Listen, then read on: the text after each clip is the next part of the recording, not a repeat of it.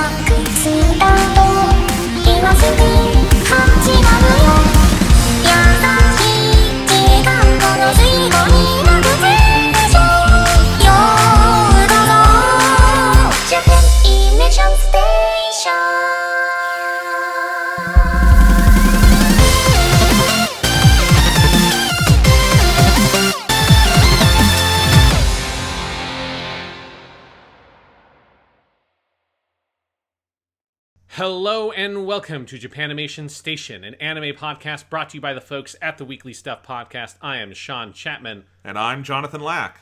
And we are here once again to dive into the wild and wacky world of anime. This week on the show, a special series of episodes that we are going to be uploading this week in the lead up to the hot new Dragon Ball movie, Dragon Ball Super Superhero. We are repurposing some conversations we had from the Weekly Stuff Podcast, Jonathan. Yes, indeed. We've talked about Dragon Ball before, but I know we have listeners who maybe were not around for those or are new to Japanimation Station, and since we have a new Dragon Ball movie coming into theaters, I wanted to make sure Dragon Ball was well represented here on Japanimation Station. So over the next 3 days, Wednesday, Thursday, Friday, we are hosting 3 of these here. The first one that you are hearing today, we will be talking about Dragon Ball Super, the TV series, from which Superhero gets its name. We talk about all 4 major arcs from that show, of the original arcs, and we just go through the whole thing, and it's fun.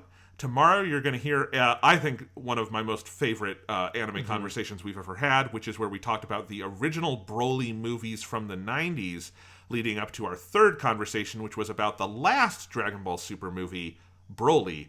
And I think it's just a good series of convos that I just want for historical posterity in the place where they really belonged the whole time, which was Japanimation Station. It existed in our hearts, even if it did not exist in the world. These are from 2019, might be some out-of-date references. The funniest thing is in the Broly conversation, there's a bunch of us talking about, like, we can't wait for what's next, and what's next was 4 years of waiting. Yeah. But anyway. Yeah, at the time, it seemed like they were going to do more Dragon Ball in the immediate future. But they are, from the future we're talking about now, the future of Dragon Ball is immediate. But before we get to that, I think everyone can enjoy these fine podcasts from the past age. Yes, so today we're talking about Dragon Ball Super. Come back tomorrow and Friday for even more Dragon Ball goodness. Enjoy.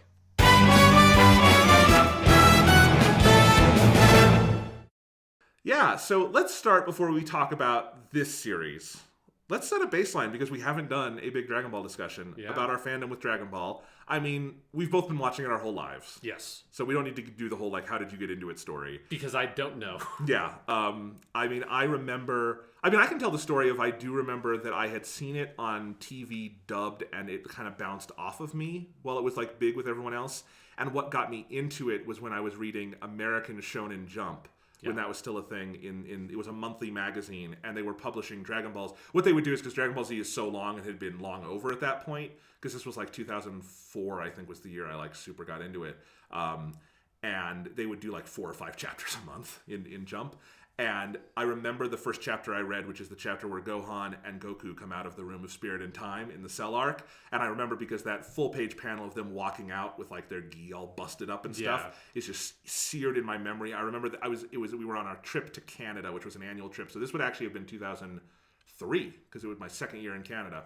And I remember the hotel room I was in reading this. That was also the issue that had the chapters of Yu-Gi-Oh! Where they do the cool tabletop RPG with Evil Bakura. Mm-hmm. That's the best part of Yu-Gi-Oh! So one of the best parts of Dragon Ball, one of the best parts of Yu-Gi-Oh! So I got into it through the manga, which not many people in America can probably say. For whatever reason, the anime just initially bounced off me, and then I got into it after that. And I read Dragon Ball completely out of order. You probably watched it completely out of order. Yes, yeah. I mean, because that's how we all did it back in the day. It was so long. It was, original Dragon Ball was actually hard to see for a while because it wasn't on TV the normal. I mean, it was at some point, but not as much as Z was. It was a long time until I had seen the Piccolo stuff. Yeah. So anyway, so we've got into it at a young age. So we can just say that we both love it a lot. I think, but as a good baseline for like where our tastes are in this, because Dragon Ball is a big fucking series with lots of ups and downs and different, arcs that I think appeal to different people. I thought we should just talk about what are our favorite parts of the series before we get to Super. Because I think that helps define what our tastes are going into it. For me, it's in the Z portion of the series. I think the Android stuff is the best arc, the Android Cell stuff, and part of that is just that's the first thing I was into. Yeah. But, I rewatched it, I think, last year in the anime, and I do think it is the just most consistently, in terms of a long arc, it is one of the most consistently well-plotted, well-written, character-driven, but also very twisty in the best ways. It's really great, although I also fucking love the Saiyan arc, which is just, it's much shorter, but it's kind of perfect. And then in the Dragon Ball portion of it, I like all of the Dragon Ball portion. There's no down part there for me, but the three Tenkaichi tournaments are probably my favorite landmarks there, and specifically the 23rd Budokai, where you have Piccolo Jr. is probably my favorite stretch in terms of fighting. Like, I think the fight between Piccolo Jr. and Goku is the best fight in the series. So those are always like my high water points for the series. What about you? I mean, mine is not really that different. Yeah. I mean, so for me, like, just to give a little bit of context of where I came from, because you started more with the manga stuff. I started with Dragon Ball Z on Toonami when I was a kid, like before I can remember when I would have watched it, and that's how I got into it, obviously with like the English dub and all that stuff. And then eventually, then it just said, watch it out of order. Eventually Dragon Ball starts coming on and trying to watch the English dub of Dragon Ball. Then eventually get into, and then like periodically trying to sort of watch Japanese Dragon Ball, but could never quite get into it because I think that transition, of like just jumping into like having watched only the dub for my whole life and trying to jump into Masako Nozawa as adult Goku is really difficult. Because it's such a different performance and it's very hard to get past the kind of gender thing when you're just trying to make that like transition when you've lived with Sean Chamel as being Goku for your whole life. So then when I was learning Japanese, that's when I did the fucking like, fuck it, I want to do this. And I started watching Dragon Ball, original Dragon Ball, and watched it all the way through in Japanese. And that makes that transition completely seamless, and it's not a problem. Because obviously Masako Nozawa as Kid Goku, no one could ever have a problem with that. It's like that trying to like get the childish kind of voice in adult Goku is the transition. And especially in the early dubs, there was never really any effort to try to imitate what she did with the role. Sean Schemmel clearly does that more now. Like, he tries to make himself sound more youthful. I still think he's, to me, fundamentally miscast in that part, but like, you can tell like why, if that's what you grew up with, it's not even an attempt to do that voice. Whereas some of them are more of that, but that one is not. It's a really clean break. So I get what you mean there. Yeah, so then now I'm Japanese Dragon Ball all the time. Like I've seen all of it that way, except for like half of GT, because I got except for half of GT and like everything except for maybe like the first 2 episodes of the Garlic Junior Saga, because those fucking suck really bad. But yeah, so that's sort of my baseline of how I have come to the series, and then I have read the manga only in Japanese. But we talked about that on a podcast a couple of weeks ago. So then for my favorite Dragon Ball stuff, the 3 tournament arcs definitely are way up there. The beginning of Buu, which I know there's also a soft spot for you, like the Great Saiyaman and the sort of tournament stuff around that before it all gets all booed up. Like, I like all of it, but everything up to the point where Majin Buu appears, I think, is great. Yeah. And I think after Majin Buu appears, it's sporadically great. But it's also sporadically overlong and annoying. Yes, yeah.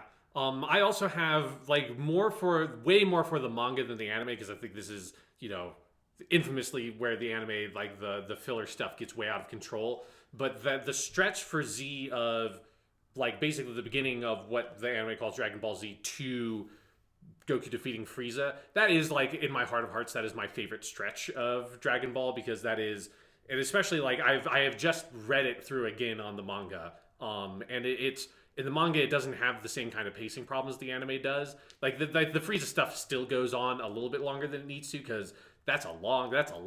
Yeah. That starts with, the like Vegeta and Krillin and Gohan fighting Form 1 Frieza all the way through Form 2, Form 3, Form 4. The Goku shows up. There's a long section. Like, base Goku fights level 4 Frieza for longer than he fights fucking Vegeta in the Saiyan Saga. And then it's Super Saiyan. So it's like, that definitely goes on for a little bit too long. But in terms of like core Dragon Ball Z stuff, there's something about the escalation from original Dragon Ball that tracks so well for me from here's Goku and Piccolo fighting Raditz, and they are at like the level that they were at in that last tournament, and Raditz is fucking blowing up mountains with like ki blasts that they like barely dodge or blows off Piccolo's arms. And then Nappa and Vegeta show up, and they're even stronger, and Nappa basically kills off almost everybody. It's like the fucking Transformers movie where like by Yamcha, like you don't even get killed by Nappa, you get killed by a fucking Cyberman, you prick. You fucking couldn't even win. The only thing Yamcha has ever accomplished in the entirety of Dragon Ball, because I've read through now recently all of his stuff in the manga, the only thing he ever did was defeat the Invisible Man in Fortune Teller Baba's tournament. And the only reason he did that is because Krillin flashes Master Roshi with Bulma's breast, and Master Roshi spews nose blood and splashes it on the Invisible Man, and that's how Yamcha wins the fight. So that's the only thing he's ever done, and it's kind of fitting that the only thing he accomplished was that, because it has nothing to do with him. Yes. So Yamcha gets killed, Chaozu blows himself up, Ten Shin Han gets killed, Piccolo gets killed, and that escalation I love. And then you just get like the recurring Goku shows up, kicks some ass, kind of gets his ass kicked, but then comes back again. And then, you know, same thing for like the Namek stuff. All the stuff on Namek is so good. It is. Of Krillin and Gohan and Vegeta all like sort of posturing and trying to figure out. That is the best usage of the Dragon Ball as a plot device, I think, in the series. Easily. I actually think the Namek arc is really underrated in the fandom. And I think it's because people know the anime better, and they know the second half of that arc better, which is with just the long fight, which is tedious. But I think the whole cat and mouse game on Namek is fantastic, and I've always loved it. Yeah. It's riveting. Like, even in the anime, yes, there's filler. I still find it riveting, and an episode, you just want to keep watching during that part. Yeah. Yeah. And then the escalation to Goku becoming Super Saiyan and fighting Frieza. And I just love the sense of, this is the point in this series where these figures are so powerful that them fighting each other is blowing up the whole planet. Yeah. Like, even before Frieza intentionally is trying to blow up the planet's basically falling apart. Even if Frieza had not shot the ball into the core of Namek, that planet was fucked. It would have been fucked by the end of that fight. And so that stretch of Dragon Ball Z is for like Dragon Ball Z stuff is probably truly my favorite, even though I think probably the Android Cell stuff is executed better, and Gohan going Super Saiyan 2 is my favorite beat in the whole series. Like, I think that transformation, particularly how the anime does it. Unmei no Hi. Yes. Best insert song ever. Yes, it's that piece is incredible. But yeah, that's for me, that's my favorite bits of Dragon Ball. So we pretty much love all of it. Yeah, we love all of it. The only part of Dragon Ball, having reread through the original Dragon Ball piece of the manga, which is all just Dragon Ball, but whatever, you know what you mean. The only part that for me is fairly weak is the first half of the Red Ribbon Army stuff. Be like all the stuff with General Blue. And there's that whole section where they're going up Goku's going up the tower, and there's fucking the Terminator is there. See, I like the tower stuff. Ninja, like I like it. Okay, there's the whole section where there's these two parts of Dragon Ball that blow my mind that they exist every time I get to it. It's when Goku blows through the wall in Muscle Tower, and there's like a weird blubber man living in the wall of Muscle Tower, and he's only around for like one chapter, and it's totally meaningless. And it's something that when you watch the anime, you think, oh, this must have been made for the anime, and it's 100% in the manga. Then later, when they're in the fucking pirate base, there's a part where Goku fights a giant octopus. Both those parts of like, this is so, like, it's so, like, not Dragon Ball. Like, it's Dragon funny. Ball never does stuff like that again. It's funny, I have not actually seen all of the original Dragon Ball anime. I've read it in the manga many times, but I haven't seen the entire, because it does not exist in the same level of quality, at least over here. No, yeah. But one day I'm just going to have to invest and buy the Japanese Dragon box secondhand on eBay. But anyway, but the last time I would have done the Red Ribbon stuff was in the anime, not the manga. And I actually think that is one of the few times the anime ever improved on the manga is the Red Ribbon stuff, because in that first half they actually add a lot to it that I guess you would call filler, but I think just actually bolsters the story a bit, and the tower stuff in the anime actually is really good and like well paced, and all the stuff with Hachi is really good, and yes, Hachan, whatever they Ninja Murasaki. Yep. I mean, and then in the second half of Red Ribbon, you get into all the Tao Pai Pai stuff, and it's yes, that stuff's great. Like that's where Dragon Ball starts to like find itself as like the martial arts thing. But yeah, it's all good. You know, the Buu arc is the one everyone will point to as probably the weakest arc overall, and it is, but it also is just, it is so clearly you are just seeing a story unfolding on the absolute topmost layer of Toriyama's id in his head. And yes, you will get some downtime when he doesn't know what to do with Buu, but you will also get just spurts of inspiration that are so fucking wild. Like, everything with Vegeta in that arc is amazing. Yeah. It's everything with Vegeta in that arc is what allows Vegeta to be great in Dragon Ball Super 20 years later. All the stuff with Mr. Satan going from just this, you know, awful narcissist who is a liar and everything to a guy who legitimately helps save the planet because he finds this innocence in Buu and is able to tap into that. All of that's great. You know, the Goku Gohan stuff is really erratic in that arc. They don't know what to do with that. But yeah, it's like if Toriyama had just streamlined the Gotenks, Gohan, Mystic Gohan, whatever you want to call that form of Gohan, and the Vegito stuff, and like streamlined that some way and made it more focused, or like cut out maybe 2 of those 3 or something, I think the Buu arc would be like maybe the best. But yeah, it just sags so much in that section. Yeah, I mean the Buu arc, it's the one that he wrote when he was at the end of his fucking rope, and you get it. And what's funny to me is that we say at the end of his rope, and Dragon Ball did have a long run. It's about 10 years in the manga. The original Tankobon releases is 42 volumes. And that is a fucking penny in the goddamn water. I don't know how you say it. A drop in the water, drop in the bucket of modern shonen anime and everything. Mm-hmm. Where like Naruto is, I think, 72 volumes. One Piece just hit 92 volumes. You know, Bleach was in the 70s. Like all of these ones. And Toriyama just was like, peace out. I'm fucking done. I'm done. Well, and Dragon Ball's sort of unique in that sense. Also compared to a lot of those others in that, you know, Bleach and Naruto, which I can speak to. Like I have limited experience with One Piece, but then like those 2 in particular, which are like those 2, and then One Piece are like the 3 big clearly post like Dragon Ball. Like Dragon Ball is done by the time those start. DBZ Abridged has a great joke about that, where Goku wakes up as Naruto and he's like, "I'm Ninja Goku." Yeah. And I'm Pirate Goku and he's Luffy. That's what they are. Yes. Or Hunter x Hunter, which is probably actually the most clearly like Gon at the beginning of Hunter x Hunter is just Kid Goku, and it's like kind of shameless. Which I'm more of a fan of Yu Yu Hakusho versus Hunter x Hunter, which is kind of an unpopular opinion nowadays. But fuck, Yu Yu Hakusho is fucking amazing. But like the post Dragon Ball Z shonen, they go for much more of a like at the beginning of Naruto's like, I'm gonna be the Hokage. And if you're watching the horrible English dub, he then says, "Believe it," and it's awful. If you're watching the original Japanese dub, the original dub, awesome. they fixed that when Viz got the dub. That's true. I think. Yes, yeah, fair enough. Yeah, that was the like edited 4Kids. The way I was originally introduced to Naruto, he says, "I'm gonna be the Hokage, believe it," and I was like, "I'm never gonna watch this." And then like 10 years later, I watched the original Japanese. So this is actually really good. But he says, "I'm gonna be the Hokage" at the beginning of Naruto. At the end of Naruto, spoilers. He's the Hokage, you know. And he ultimately graduates to becoming Boruto's dad, the Hokage Naruto. You know, like Bleach doesn't have anything quite as clear, but Bleach introduces in like its first really significant arc a villain named Aizen that is like the main villain for as basically the entire rest of as long as the anime ran. And then I know that manga kept on going past the anime. And I know that he comes back as a significant figure past that, which is like way more. This is like at the like near the beginning of this series, things are set up that maintain for the whole thing. Or like One Piece.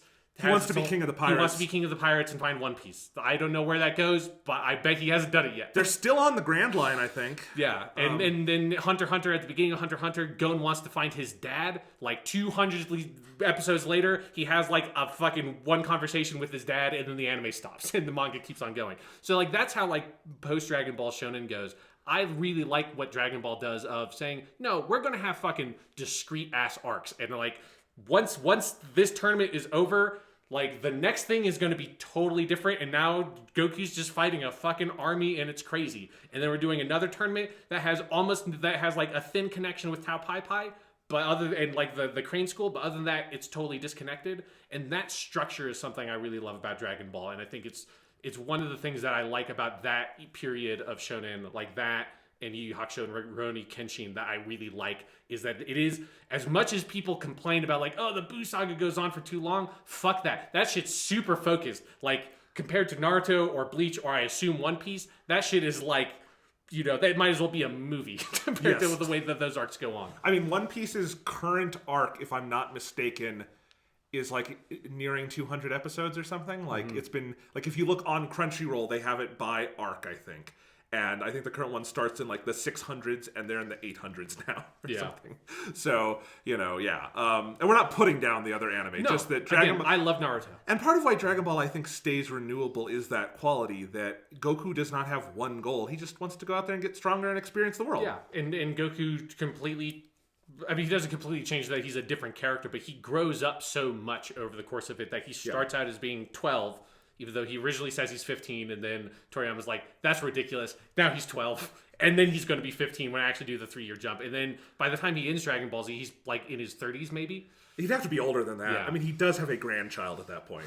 Well, you know, but Goku had Gohan when he was like 21 or something. Right. Because he's 18 in that Piccolo tournament. Yes. So, but yes, Goku is older than we want to think he is, but you know, he ages gracefully. Yeah. Yeah, but I mean, that's the thing. As long as you can write new things for Goku to go experience, you can do new Dragon Ball, which is actually, to me, the lesson of Dragon Ball Super, which we should talk about now. I mean, Dragon Ball had it's hard to say fallow period, because the actual fallow period for Dragon Ball was in Japan post GT, so like 97 through like 2002, there was nothing, and then they started making the video games again with what came out here as the Budokai games. Yeah. And then they also did the Dragon Boxes, which was the first time Dragon Ball had any kind of home video release in Japan, and all sorts of stuff, and then it kind of came back. The thing is, that doesn't feel like a fallow period to us, because that's when Dragon Ball started coming out in the US and was huge. Yeah. So, and then, Dragon Ball Z eventually ends and GT ends, and there are no new movies, but Dragon Ball never really goes away. There are always video games, there are always new home video releases, there are books. Yeah, eventually over here we get, I mean, it was in Japan too, but it's basically for here was Kai. So like they're all of a sudden like, there's a whole new way to watch Dragon Ball, especially if you prefer watching dubs. That's basically the only way to watch Dragon Ball, English dubbed, as far as I'm concerned. Very, very much so. And it's the only reason you should watch Kai, because as for the Japanese version, it's a markedly inferior product. Yeah. But for the English dub, it's a markedly superior product. So, you know, but yes. So yeah, you always had those things coming out. But then, obviously before Super, the big resurgence comes in 2013 with Battle of Gods. Yeah. Which was the first new movie they had made in, it wasn't quite 20 years, it was like 15 years or something, since the 20th anniversary movie, which is called over here The Path to Power, which came out after Z, and it was during GT. It's essentially the GT movie, it's just set during the Dragon Ball period. Like, Goku has his GT gi on, and it's the GT designs of everything. It's Katsuyoshi Nakatsuru was the designer for that. He's got I love his style, it's very specific. But they hadn't done one since then. Battle of Gods is the first one where they come back and do it, and notably, Toriyama is on board. He is not credited with writing Battle of Gods, but what we know is basically there was a draft. Toei was going to do it. They convinced him to take a look at it, and then something bit Toriyama, and he hasn't left since. Yeah. And I think he has said a couple of times, you can go find these online, I love these little interview tidbits around the time of Battle of Gods, that part of what kicked him in the ass to like do this and really revise Battle of Gods and make Dragon Ball his own again was the US movie, Dragon Ball Evolution, which we've all forgotten about, the one with Justin Chatwin and Emmy from Rossum. Doctor Who Return of Dr. Mysterio fame. He's a good actor in everything else. Just you know, so is Emmy Rossum is in that. I mean, it's got a really Chow Yun-Fat is in that fucking movie. He's Master Roshi. Spike from Buffy. Yeah, plays James Piccolo. Marston. Yes, yeah. Who in the dub of Super? Have you heard about this? He plays Zamasu. I did not know that. I did not really. It's a good performance because I've seen some clips of Yep, but he's not credited as it for union reasons. But Chris Sabat has basically said no. People you can tell if you know James Marston. But yeah, they did that as a little give him something better to play in Dragon Ball. Yeah, because his voice sounded familiar, but I couldn't place it. That's really cool, I think. Anyway, but yeah, we're getting off topic. But there was the Dragon Ball Evolution movie, which is obviously very, very, very bad. Yeah, I've never seen it. I'm just taking it strong faith that it must be horrible. Yes, if we still had the Patreon and we were getting enough, money every month, maybe that would be a stretch goal. But fuck that. I'm not kidding. I'm kidding. We're never watching that. That's the one piece of Dragon Ball media that is not in my collection. No, yeah, that's a bridge too far as far as I'm concerned. And Toriyama really hated it, and he said a couple of times. You can go like Kanzenshu has some of these on their website, the big Dragon Ball fan site, where he basically just says he wanted to do this in part to show how it's done because he felt personally offended by that movie.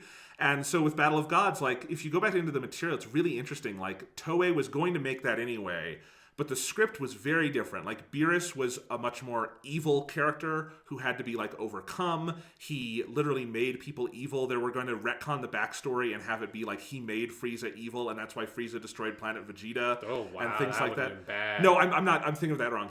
There was going to be a line about how he told Frieza to destroy Planet Vegeta, which is kind of in the movie. He says he allowed Frieza to do it. Yeah. The big thing was he made the Saiyans evil, is what they were going to do. That also would have been very bad. So he could infect people with evil. The character designs were going to be very different. All this stuff, and Toriyama came in and changed it to what we have. And when everyone saw Battle of Gods, I think it was this breath of fresh air, because it's like not only is this new Dragon Ball, it feels like straight from the source Toriyama Dragon Ball. And I think the big revelation of that movie and what's come since is the revelation to me that Dragon Ball is much more of an auteurist work than we all thought it was.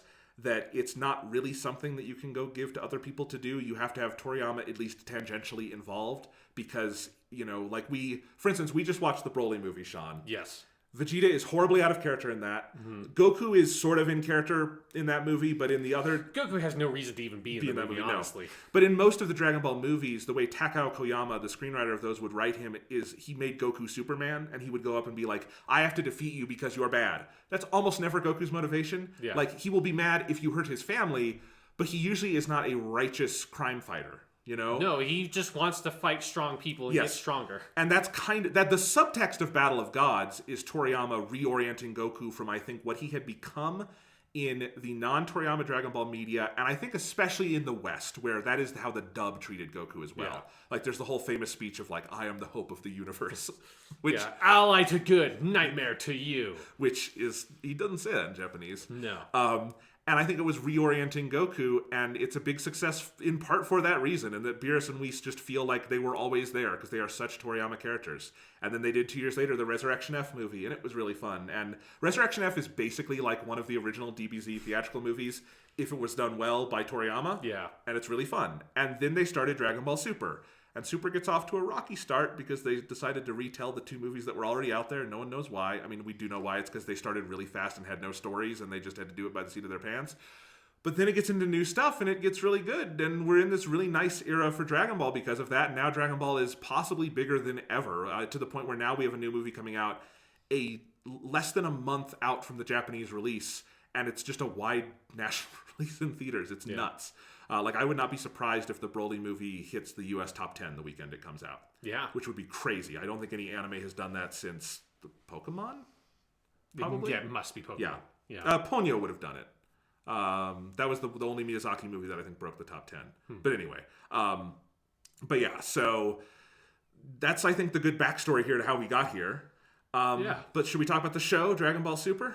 Well, I think we very quickly, because I don't want to dwell on it, but we do need to, I think, address the elephant in the room, which is Dragon Ball GT. Oh, sure, Because that's... Poor Dragon Ball GT. Yeah, because Dragon Ball Super they had tried this before. Right after Dragon Ball Z was done, the anime, they basically said, well, we need to, Dragon Ball makes a lot of money. I mean, this is, if you read Toriyama's author note in the last chapter, because DBZ, a lot of people don't know this, it's a great story. The way DBZ ended is in the penultimate chapter of the manga, there's a little panel at the end where Master Roshi says, something big is happening next week. Come see what it is. And no one knew, except Toriyama and the people publishing it, that what the fun thing was is, peace out, we're done. And that's what it is. And the next chapter goes, Goku flies off with Oob. If you were a fan in Japan at the time, you would turn the page being like, I can't wait to see what happens next.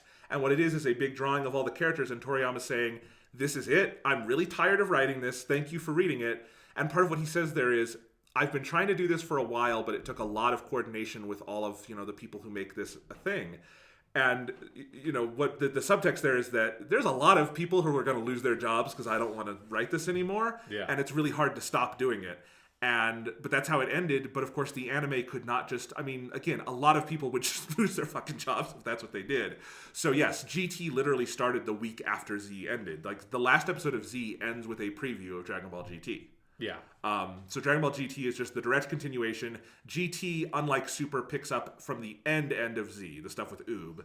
5 years later. Yeah, so it's later. All the characters have different designs. They're all older. Vegeta has his infamous fucking mustache because I don't know why he cut his hair, which is a huge decision for a Saiyan because full-blood Saiyan's hair is what it is when they're born and it never grows. And so like a haircut for a full-blooded Saiyan is like getting a fucking tattoo. Man, I saw this scene recommended to me on YouTube the other day. It's the scene from GT where Vegeta is driving Bulla, his daughter, to go shopping, and out on their way back there's like guys flirting with Bulla and he like drives them off the road.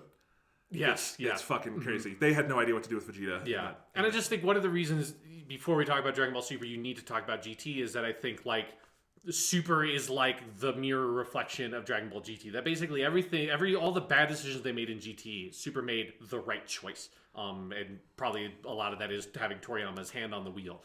But GT as a continuation of Z is so lackluster because it chooses, among many things, it chooses to go backwards. So it chooses to, one, it regresses Goku to being Kid Goku and tries to redo the adventure-style stories of early original Dragon Ball, which is really just the first arc of trying to get all the Dragon Balls and the Red Ribbon arc.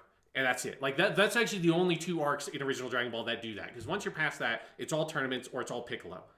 Or Piccolo in a tournament. So it's like last was just kind of both.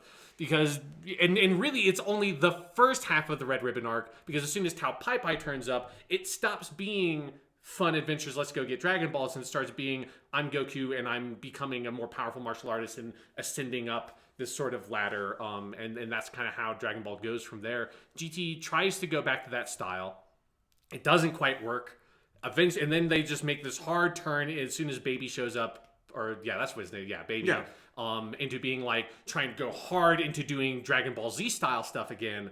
They introduced Super Saiyan 4, which is a very not whatever. I'm not a big fan of the way that transformation looks. I think it's an admirable swing for the fences, considering this is the first time that team had to do something without Toriyama. Yeah, but Baby is such a lackluster villain. All the fights in Dragon Ball GT are just terrible. Like none of that pacing works out very well. And I think part of the problem, the core problem for Dragon Ball GT is that sense of we need to go backwards. We're trying to redo things that Dragon Ball Z already did. Like Baby just feels like a weird like Frieza Boo kind of mix. Like he's like a Boo that hates Saiyans, basically, the way that Frieza hates Saiyans.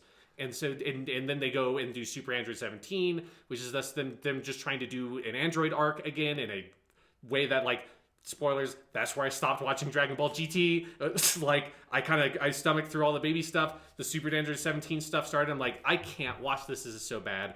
And which is sad because I think the only part of GT that I find kind of interesting is actually that last arc where they try to do something that is a little bit more forward looking and, like, let's recontextualize the Dragon Balls in a way that's like, again, the execution is sloppy as fuck, but the idea is at least them trying to do something new. Well, and it's always been a kind of a tragedy that we never got to see more of GT, weirdly, because it was getting good when it got canceled. Yes. And I actually do think the last episode of GT is the best version of a Dragon Ball ending we've ever gotten, because the actual ending in the manga it's fine, but it is we're just going to stop the story here ending. So there are good things about GT, but it is mostly just, it's the bad version of it. And I mean, it was responded to that way. It had poor ratings. It was very poorly received in Japan at the time. And it got canceled after 64 episodes. That does not happen to a show like Dragon Ball. So it basically ran for a year. Yeah. You know? Yeah. And that sets up for Super, which does basically everything completely different than GT, where it decides instead of starting way later, it's like a little bit after the ending of Boo. Yeah. And you know, it obviously starts with that Battle of Gods movie, and I think it's in the middle of in Dragon Ball Z, after they defeat Boo, there's a 10-year gap, and it's in that 10-year gap. Yeah, which is something that Dragon Ball Super is eventually going to have to figure out how they're going to address approaching the epilogue chapter from the manga. But I think the core decision that turns everything around and like makes let's do more Dragon Ball work for me is Beerus and Whis in saying, instead of trying to do stuff we've already done, let's keep on going in the direction we were already heading, which had always been, if you're going back to all the way back to original Dragon Ball, it's Goku ascending up this hierarchy. That's like and actually like a lot of Dragon Ball Z, the Frieza android stuff, that's the stuff that's the weird outlier, where before that point, it was always like, okay, like I meet Muten Roshi, who's like this great martial artist, and then I meet Karin-sama, the cat that's living at the top of this tower, who's just like, who taught Muten Roshi, and then I meet Kami-sama, literally God, and I train with him. And then I meet King Kai, who is in the afterlife or the other world, and he looks over this whole galaxy, not just one planet. And then you have, like, you fuck around with aliens and robots and shit, but then you get Kaioshin, or the Supreme Kai in the English dub, and he's above King Kai. And you can then ascend further in that direction, which is now there's the God of Destruction and Hakaishin Beerus. Hakaishin Beerus, and then the angel advisor Whis, who is even more powerful than Beerus, and that's where Goku goes. And then obviously, like halfway through Dragon Ball Super, they introduce Zeno-sama, who is at the absolute pinnacle.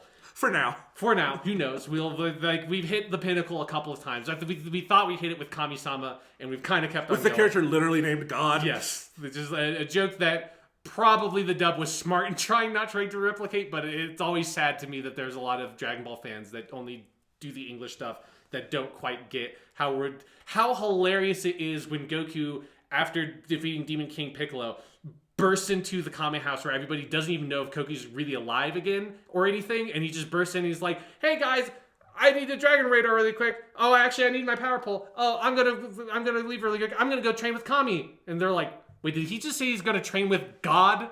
And he just fucks off for like 3 fucking years. Nobody sees him. And I want to make a comparison here, getting back to the history of it a little bit, why I think the Ascension thing works so well for me too, and all the godly stuff. Because this is, one thing we should probably talk about in this discussion with Super is that Super is very divisive in the fandom. Yes. And, I mean, in the heart, I think generally people like it. There are the harder core corners where people generally just don't like things. But I think part of it is people are like, oh, they're fucking around with all these gods. It's like, it's lost its like personal stakes or whatever. And to me, actually, it feels very true to what Dragon Ball is, because Dragon Ball in its initial inception, so like the original arc, is inspired by Journey to the West, which is one of the 4 great Chinese novels of that classical period. And it is, and I say novel, it's like 2,000 pages. I mean, it's very, very big. And the English translation is 4 volumes, and you should read it because it's fucking amazing. But that is there's a lot you could get into with Journey of the West, but it is, in short, it is the story of Tripitaka, the Buddhist monk who traveled to the West to get these Buddhist scriptures, bring them back to the East. And one of his attendants is a character named Sun Wukong, who is the Monkey King. And actually, the beginning of Journey to the West, the first, I think it's 12 chapters, is the story of Sun Wukong. And I love that. If you only read one thing, get the first volume and read all the Sun Wukong stuff, because it's amazing, where he is this monkey, like, born of the earth, and he just starts like creating his own domain and all these other monkeys, and then he just goes up and fucks around with the gods, and he keeps going higher and higher until he is just such a trouble to all the gods they trap him under a volcano, and that's what happens, and then Tripitaka finds him later. And that is the inspiration for Goku. Son Goku is literally just the transliteration of Sun Wukong from Chinese into Japanese. Yeah. The kanji for, like, that's why Son Goku and the Son family are the only characters in Dragon Ball who have kanji names. The rest of them are all katakana names because they're puns. Yeah. But Son Goku has a kanji name because it is just Sun Wukong. Yeah. And I think the whole idea of the ascension and meeting new gods and constantly surpassing limits and surprising the gods, that's Journey to the West. And I feel like that inspiration has never really left the series, even as its initial, like, party structure, which is supposed to be Tripitaka's gang, and Bulma is roughly the Tripitaka character, has been completely left behind at this point. Yeah. And it was by the time of you meet Master Roshi.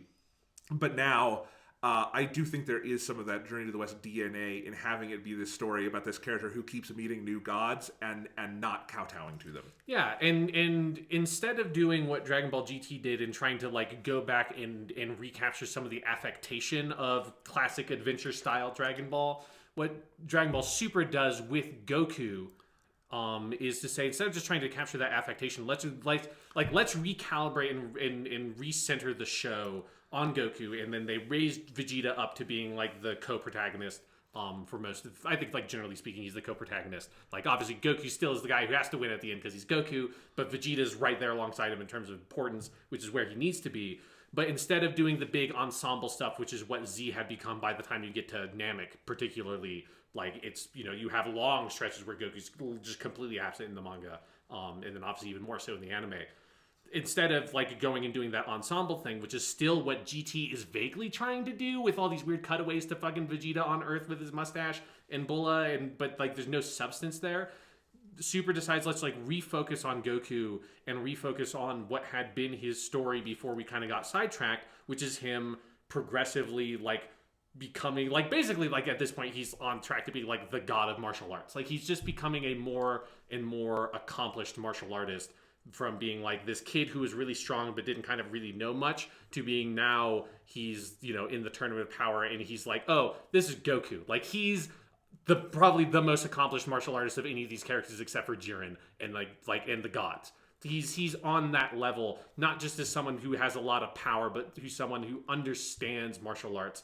And that, like, kind of martial arts fable thing that they recapture in Dragon Ball Super, that is my favorite thing that Dragon Ball Super does. I agree, and I think that's a great way to frame what it does well, is that reframing around Goku. And also, now that you say that, I want the series to end with all the gods getting together and naming Goku the Great Sage equal to Heaven, which is the bullshit name they give to son Wukong to try to placate him, until he realizes, wait, this is a fake title, and he gets mad at the gods, and then they trap him under a mountain. And I think that is how Dragon Ball should end, is that they name him Great Sage equal to Heaven, and then he gets bored and goes back, and Sen-Osama puts him under a mountain. Yeah, it's like, you're just too much. You're gonna eat everything in the universe, Goku. I'm sorry, you're just too much. You're just too much. Yes, so I think that sets the scene really well. So when we talk about Dragon Ball Super, the weird thing is that you kind of have to break the series up a little bit, because it had this, if you remember the timeline, what happened is so Battle of Gods is March 2013, and these are all the Japanese dates. The English release of all this stuff is so weird, because Battle of Gods took forever to come over here, Resurrection F was really quick, and then Super took forever to come over here. But now the new movie is, I don't know what they're doing. I just feel like Toei is so fast and loose with how they like to play with the Dragon Ball franchise. Sometimes they're so protective of it, and then sometimes they're just like, it feels like the yen icon just pops on their eyes. It's like, oh shit, we could get this money. Dragon Ball is the most popular anime on planet Earth, yes. I mean, Dragon Ball Super basically went through half of its run before Crunchyroll got it. Yeah. It was a full year of serialization. Very frustrating. So anyway, but let's go back to the timeline. So Battle of Gods, March 2013. Resurrection F is March 2015. Super started July 2015. So they had, and it's roughly the same staff from the movies. Mm-hmm. Resurrection F was directed by Tadayoshi Yamamuro, who's one of the 3 major character designers the series has ever had. He did not direct Super, but he was the lead designer on it, and then a lot of the people involved with it were on the movies, and so they had to put this whole crew together 3 months after the last movie. And Super just had to hit the ground running with, like, no plan. If you even look at this is one of my favorite analyses I've ever seen. If you look at the logo for Dragon Ball Super, it's super fucking wonky, because they put it together so fast, where they just took the Dragon Ball from the Dragon Ball Z logo, which is a logo that curves, if you've ever looked at it, and the Z curves with it. They chopped off the Z, they put Super on it, but here I'm going to show you this, what I mean. Super does not curve. It's there, and it's going the wrong way. Yeah. That's how wonky the logo is, because they did this so fast. It was such a, like, rushed production. But it gets on TV, and what they start with is a retelling of the Battle of Gods movie, but with the biggest change being it's on a yacht instead of at Capsule Corp. And the Beerus fight goes on for a lot longer. Goes on for 55 episodes or something. I'm kidding. Not really, but it feels like that. And then they do a couple of episodes of in-between stuff that's actually pretty fun. And then they do Resurrection F as an arc on the TV show. And that is about 35 episodes of the show is those 2 movies. And again, to future generations, this choice will make absolutely no sense, because those are markedly the inferior versions of those stories. You should watch the movies. Yeah. But what it is we have to get a TV show started. We've had no time to write new material. Do the movies with filler, and that's what they did. And those arcs are bad for a variety of reasons, I think. They are, number one, just really poorly animated, because they had so little time and resources to work on this stuff. Like, the most famous one is, I think it's episode 5, is the episode where Goku fights Beerus on Kaiosama's planet, and it's hilarious. Like, they actually did fix the animation a little bit for the Blu-ray, which is what Crunchyroll has. So you have to go to YouTube to see the original bad animation, and it's amazing that it made it on the air. So there were just a bunch of production pipeline problems. The story was not particularly well told. The Resurrection F arc tried to add new stuff where Captain Ginyu comes back, and Piccolo dies again, but nothing comes of it. It's not particularly good. I think, again, like the first couple episodes before you get into Battle of Gods are fun. There's the one where Vegeta takes his family to the park. That's really cool. Yeah. There is, in the middle, there's all the stuff where Vegeta goes to train with Whis, and then Goku follows him, that's where Vegeta gets pushed up to co-lead status, and then that kind of follows through the Resurrection F stuff, and that's good. But really, it's not until you get out of those two arcs and you get Champa and Vados introduced, who are the Universe 6 Hakaishin and Angel. Yeah. Because the multiverse concept was introduced at the end of the Battle of Gods movie. Yep. And so that had already been set up as... And it was basically when Dragon Ball Super was announced, they said that's where we're eventually going. I think they even had the design for Champa then. Yeah, they did. Champa and Vados are in the theme song for 35 episodes before they show up in the show. Yeah. So in fact, if you read the Dragon Ball Super manga by Toyotaro, which I recommend, it's really cool, in the Battle of Gods portion of the manga, they skip the Resurrection F stuff, but in the Battle of Gods portion, every chapter or so there will be a couple pages where they cut away to Champa and Vados looking for the Super Dragon Balls. I don't know why the TV show didn't do that. It would have been such a huge improvement. Because as it is, they kind of come out of nowhere. Yeah. But anyway, so yeah, they had that all announced, but we had to wait to see it. Yeah, it just made it clear that those movie adaptations were to staunch the bleeding of like, fuck, we just put together this ragtag team right off of the movies, and there's no time, so we already know what this story is. We'll put it on a yacht because that'll make it easier to make it longer, and let's just try to build up enough so that by the time we get to adapting this stuff, we can really do it. Yes. So, do you have any other thoughts on the movie adaptations? Skip them. Like, I do really enjoy all the, like, what is typically called the filler episodes of just, as you said, the first couple, the little, like, stretch in between Battle of Gods and Resurrection F. So I would look up, like, what those episodes are. There's probably some guide or something. Yeah. Watch those, watch the movies, and then...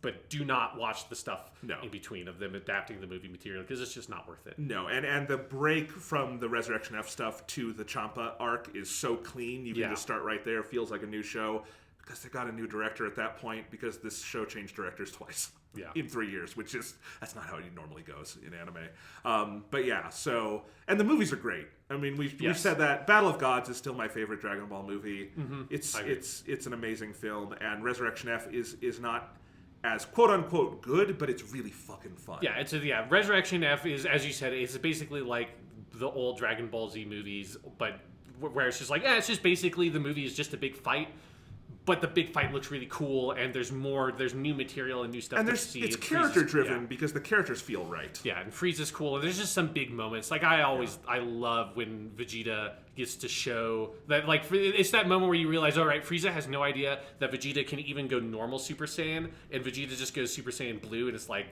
Frieza's mind is fucking blown.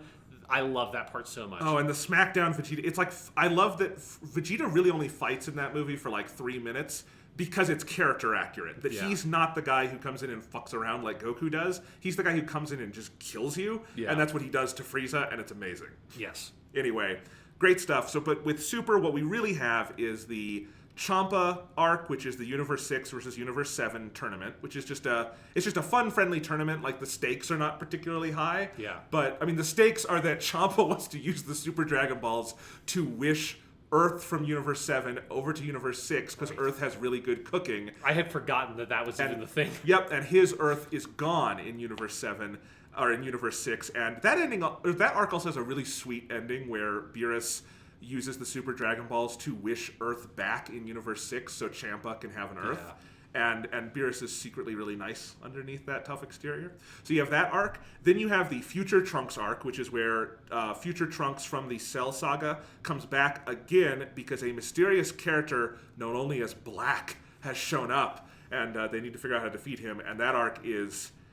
It's what would happen if Hideaki Anno directed Dragon Ball. Basically, it's fucking amazing. And then roughly half of the series is this is where they do the switch over in theme song. There's also a significant shift in animation style that happens here. Is the universe survival arc, which is where Goku has suggested to Zeno-sama they have a martial arts tournament with all of the universes, and Zeno takes that as, okay, but whichever universe loses gets erased, and now they are all fighting for survival, and you have like 20 episodes of build-up with Goku putting his team together, and then the tournament is, I think, 35-ish episodes, which is longer than any other tournament, even the Budokais from original Dragon Ball. And so that's the last arc, and it's the most significant one because it is about half the series.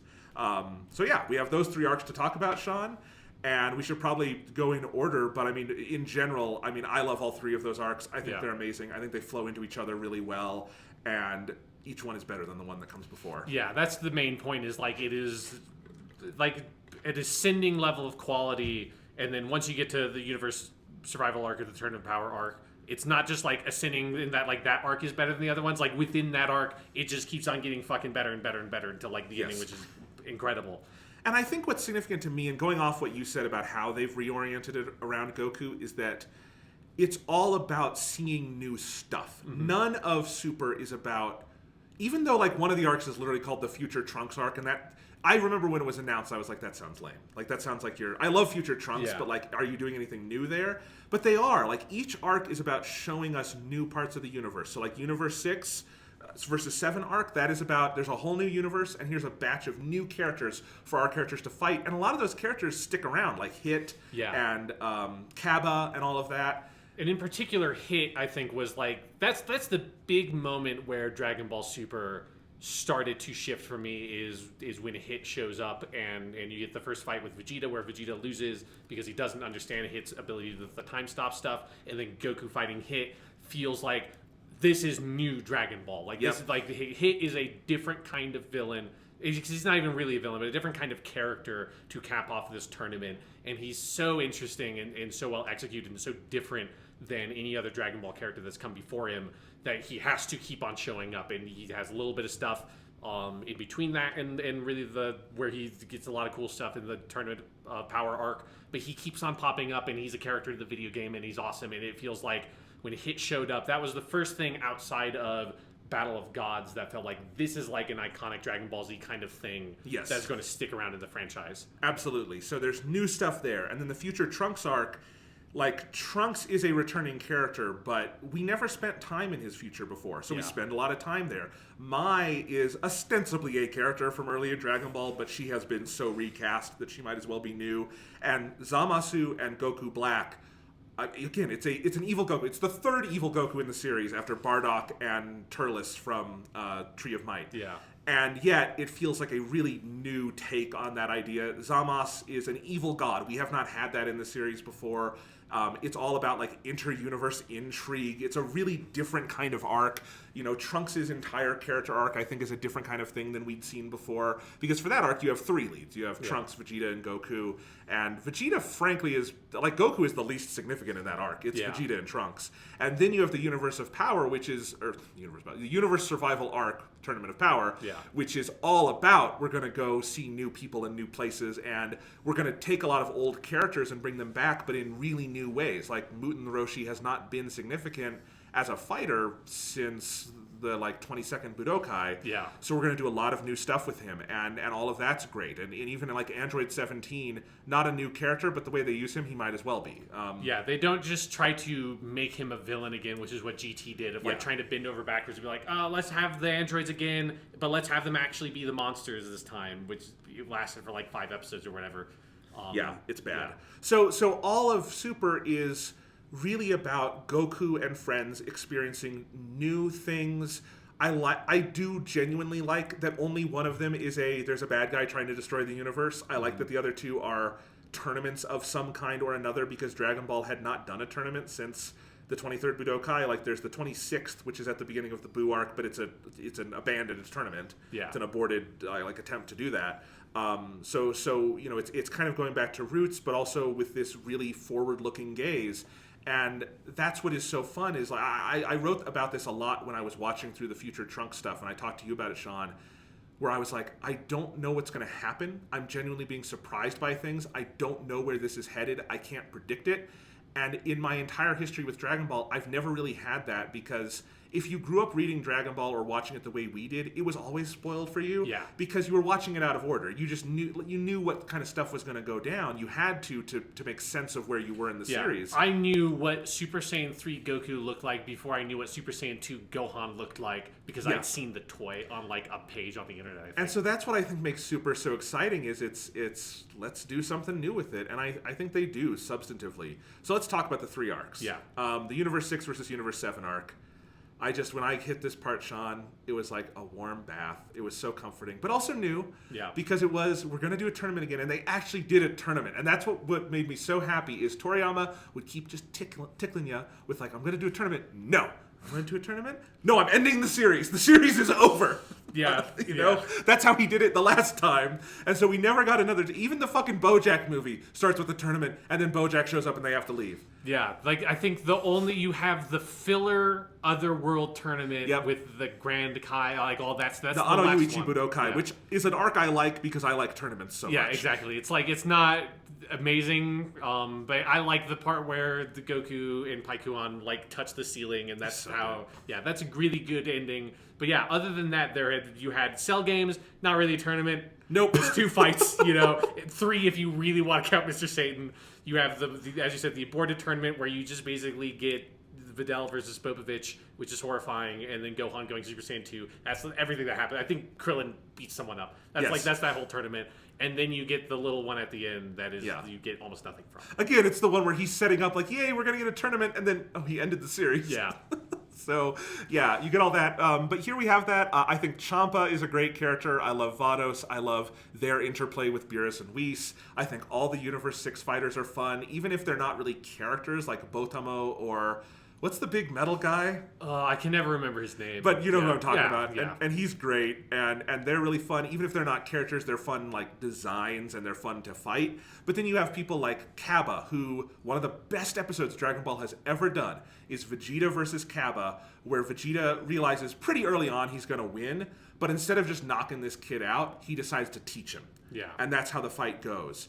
Or Goku versus, not Kula, what is his name? Frost. Frost. Sorry, I can't keep all the Frieza analogs straight. But yes, you have Frost, who you think is a nice Frieza, but then Goku is mysteriously eliminated and we don't know why, and Piccolo figures it out, or someone does. Yeah, I think it's Piccolo. Yeah, and so you have Frost, and you have Hit, who's an awesome character, and it's a blast. It's really well paced. Every fight is fun.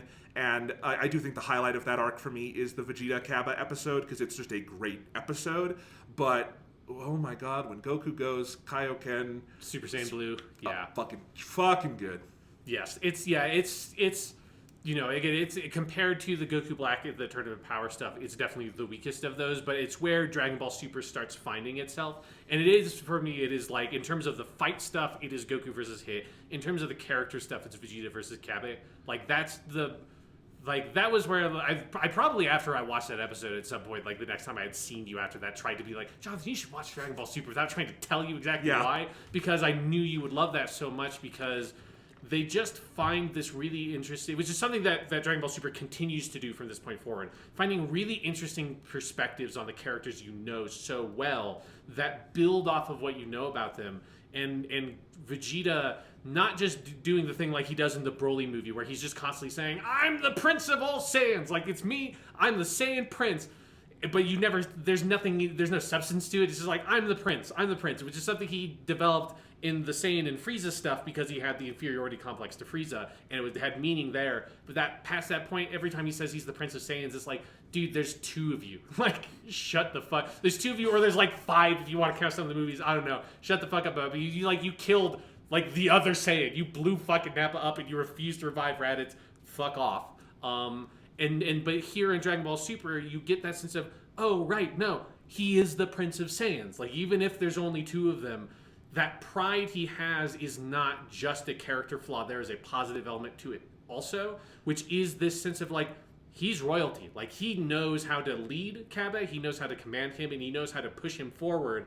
And you see that him having grown softer, I think, as he would call it, through his relationships with Kakarot and Bulma and Trunks and like getting a family has made him into the kind of person that if the Saiyans were a race again, like if he had a people to lead, he could lead them. And that's what you see in that Cabba episode, and that's so fascinating. It's so much better than any other material, any like pre-super like non-canonical extra material with Vegeta that anything has ever done. Because Vegeta has always been a great character. From the moment we see him in the Saiyan arc, I think you see that character design and you know he's going to be there for the rest of time. Mm-hmm. Because he's not there in the beginning. I mean, Vegeta feels essential, but he's not in half of the manga. He comes in, I mean, it's not quite the halfway point, but you know what I mean. And yet, I think we've certainly other media has struggled, and even in the manga, I think Toriyama goes up and down a little bit in his treatment of Vegeta. Like, I think all the way through the Namek stuff, Vegeta is characterized perfectly. His stuff in the Vegeta arc and then in the Namek arc is so interesting, up to his death, where his pride both dooms him to die, basically, but also makes him reach out to Goku and beg him to kill Frieza. Yeah. And Goku takes that with him into that fight, and it's amazing. Vegeta's death makes me tear up in the anime. It's so well done. But then you get to the Cell arc, and even though Vegeta is a major character there, I think he waxes and wanes in terms of how interesting I find him in that arc. Sometimes he's very interesting, sometimes he's not. But it is this period where I think Vegeta waxes and wanes on how much he wants to even be on Earth, you know?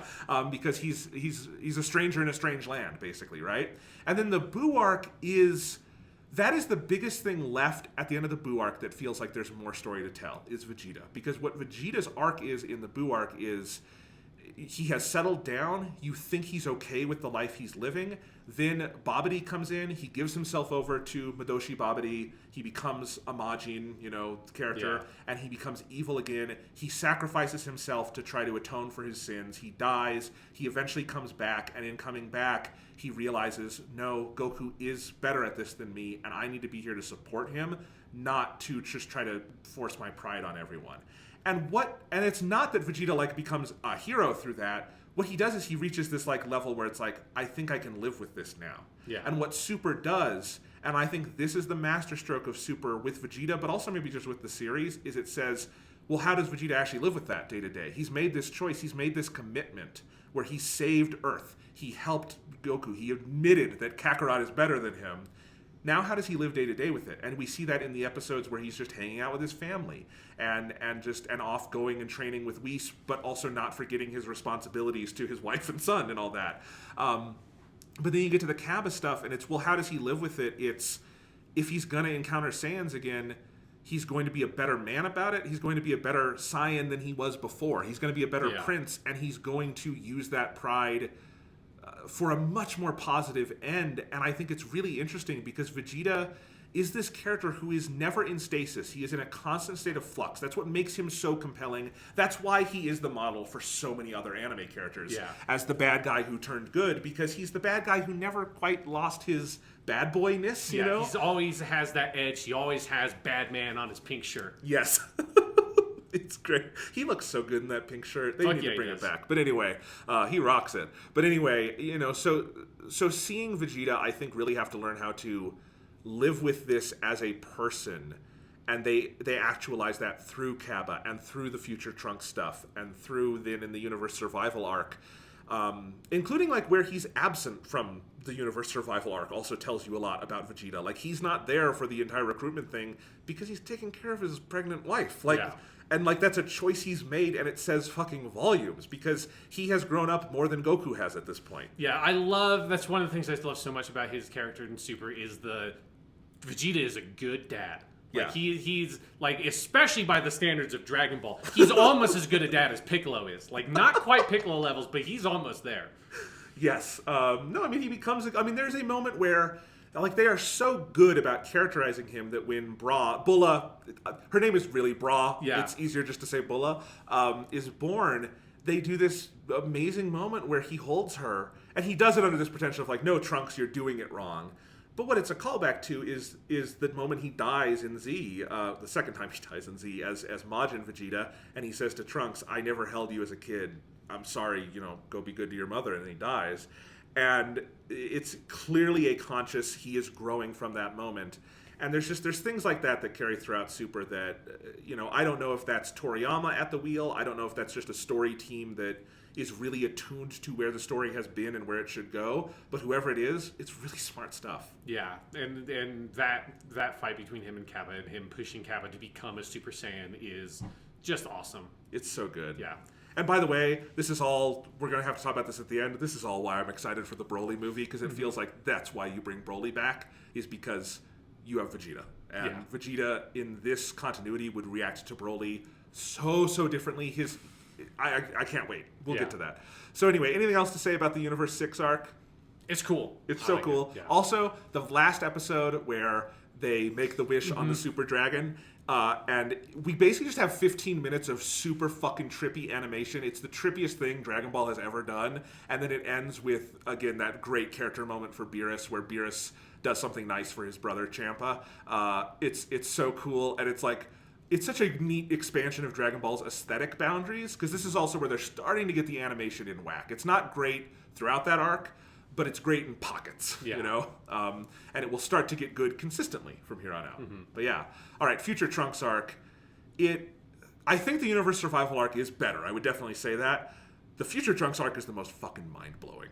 Yeah, it's especially when you're in like that middle stretch where it's like it constantly twists and they're just like they really have you on the edge of your seat trying to figure out what the fuck is Goku Black exactly. Yeah, because it's not just evil Goku. It's so clearly immediately this is not just evil Goku. Like when they first teased the Goku Black thing, I thought for sure it was Goku from a parallel universe that did not get his head bumped. It became evil. Like I thought because it was something that like. I'm sure there's some dumb Dragon Ball Heroes card thing, whatever, that has done that. But it's always been a thing that I'm like, I can't believe I've never seen that in Dragon Ball. In like a game or something, here's Goku who didn't have his head bumped and wiped out humanity, and what if that was the Goku we had? And you, with the multiverse setup, you so clearly have this opportunity to do it, and then with time travel, you have such an opportunity to do it. But the direction they went in is so much better than that idea. It's because Toriyama is the ultimate not backwards-looking artist. Exactly. He doesn't give a fuck. He doesn't remember he wrote that, Sean? Yeah, he doesn't remember, like, half the characters that were in Dragon Ball. Like, who cares? On the original Tankobon, the graphic novel spines, there's an image that goes across the spines, and Yajirobe is on it twice within about 5 volumes because he forgot he drew. And he says that in the opening to that volume. He's like, my editors told me after I submitted the art that Yajirobe is on here twice, but I didn't want to fix it. I'm too lazy. Yeah, that's who he is. And so, yeah, we're not going to do that. We're going to go forward. And, yeah, so you have, I mean, that first episode where you just start, because that first episode is set, I think, entirely in the future. Yes. And we're just following Trunks, and it's even worse than it was the last time we checked in with Trunks. And it's him and Bulma, and this is the other thing, like, I mean, for me, one of the things that haunts all of the last half of Super is the death of Hiromi Tsuru, who voiced Bulma. Yeah. Who, I mean, let's just back up for a second, because there's actually 2 things that haunt me. There are 3 actors who are in the first episode of Dragon Ball who have been in Dragon Ball ever since. And that's Joji Yanami, who is the narrator, and he's also later Kai-Osama, and he's like in every episode as the random voice in the background, too. Like, he's also Dr. Briefs and things like that. Yeah. So you have Joji Yanami, who's the narrator, you have Hiromi Tsuru, who is Bulma, and you have Masuko Nozawa as Goku. And those 3 have just been a constant in the show ever since. Joji Yanami is in the beginning of Super for about 12 episodes, and if you listen to the Japanese, it's really, really hard to listen to his parts because he's so clearly struggling with the lines. Yeah. And he had a stroke, he had a lot of medical problems, and he eventually stepped back from the show, and they recast the narrator and Kaya with someone else, who I think did a really admirable job through Super, but I will always feel a twinge of sadness when I hear the narrator and it's not Joji Yanami. And after that point, Kai-Osama kind of stopped appearing in Dragon Ball Super, basically. Yeah, he appears like very. There's the one episode where Goku is trying to get the Dragon Balls to resurrect Kaio finally, and that's the most significant use of Kai-Osama. So Joji Yanami he is still alive, but he's not working anymore. Hiromi Tsuru died near the end of Dragon Ball Super. She died young. She was in her 60s. I think she had an aneurysm, was the official cause of death. Yeah. And tragic. She had been, again, just a constant presence. And, you know, by the time, I mean, she died during the tournament arc where Bulma is not really in that part of the story anymore, which means her final line in Dragon Ball is she says, "You guys are our last hope," as she's watching them fly away to the tournament. It's so poignant, you can't even believe it. Because I don't know if this happened while, like, when she died, or if it was like they had just moved on from this ending animation. But they had I don't know, Boogie Back is the song, yeah, which has its like old, like young Bulma from the beginning of Dragon Ball and old Bulma from Dragon Ball Super. It's my favorite ending from Dragon Ball Super. It's great. I believe she was still alive for that. I think that was just happenstance. Yeah, I think maybe because it was just, well, no, I know that ending was not a tribute to her, right? But I think maybe she died while they were using that ending, because I just remember seeing that ending, knowing she had moved on, and just it really hit me hard. Yeah, and when I watched Super, I watched it knowing she had passed. And so the thing is, though, like, as horrible as that is, one of the nice things Super does is that the future Trunks arc is as good a send-off to that character, or that voice at least, because you can't get rid of Bulma from Dragon Ball. They're going to have to keep going with her, because she's a huge character in that, both as future Trunks' mom, but then also as the Bulma we know who helps Trunks. And it's somewhat fortuitous that they had a story that used her a lot, knowing that she ultimately passed away, because she's really well used throughout that arc. Although it was extra traumatic to me because old Bulma does die in the first episode of the Future Trunks arc. But it's a very dramatic start, and then again, she is a super active member of the team throughout that entire stretch of the show. But yeah, so the Future Trunks arc starts off really fucking intense with Black just decimating our last characters in the future, because Trunks also thinks Mai is dead. And then Trunks gets back by the skin of his teeth, and now there's a mystery of, there's this guy, he has a time ring, he's an evil Goku, and he's destroying my future, and I don't know what the hell is going on. And he can move through dimensions also, because he appears briefly in the present day. And then, like, Beerus senses a godly energy about him. They go and they visit Zamasu and Goas, who are that actor also just died. Oh, I didn't know that. Yeah, it's fucking sad. There's so many old actors on Dragon Ball, you're going to be really sad if you watch it long enough. Yeah. But anyway, they go and meet. That's the universe 12 people, right? I think it's 12 it's 12. Yeah, and so you have those characters, and Zamas is, at this point, just the, like, kind of, like, rebellious young, like, Kaioshin in training. Yeah. And they're trying to figure out what's going on there, and so Beerus is wrapped into the mystery. Meanwhile, we're trying to figure out how to defeat Goku Black, and it is a hell of an arc. It is one of the only arcs, and I would include, because I think the Universe Survival arc I love. I think it has some pacing issues here and there. The Future Trunks arc is crazy well paced. Yeah. Because it's like every episode is what it wants to be, right up until the last episode, which is pretty bad and needed to be like 3 episodes at least. But other than that, it is just so well paced and laid out, and it is I want to say a page turner, even though it's not on the page. It's a show, but it's you just can't. I did 9 episodes of it in one sitting. Yeah, it's crazy good. Yes, it is. It's trying to unravel that mystery. I think I said about it on the podcast after I had watched it, that it was basically Dragon Ball Super kind of trying to recapture some of the feeling of that middle bit of the Android Cell stuff, where it's transitioning from Android to Cell, where there's like, it's one of those, my favorite episodes ever of Dragon Ball Z is that when they discover the other time machine and Trunks and Gohan and Bulma go check it out. It's just like, that blew my mind so much as a kid. It's just like, what the fuck is going on? Like, we have all these androids to deal with. The android situation is already so fucked because there was way more. There's 5 androids. There's supposed to be 2. 2 of them are dead, but there's still one more than there was supposed to be. The other 2 are stronger than they're supposed to be. And now there's another goddamn time machine with a bug fucker in it. What the fuck is going on? Yes. And this has that quality, just like, there's another time machine. And I love that so much. Yeah, it's really cool. And then when the fights start, I mean, my God, they've pretty much gotten the animation in order at this point. It is really good. I also think it's worth talking about the music, because I do think overall I find the music to be a weak link on Dragon Ball Super. I think Norihito Sumitomo has some good music. I like some of the tracks in Battle of Gods. I like some of the tracks in Resurrection F. It does not ever sound super Dragon Ball-y to me. I think the music in classic Dragon Ball and Z by Shunsuke Kikuchi is just so fucking masterful and great. You can never really replace it.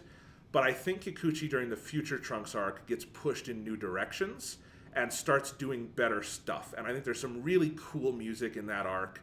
that complements some of the just wild, almost surreal imagery that happens. Yeah. And I think it works well.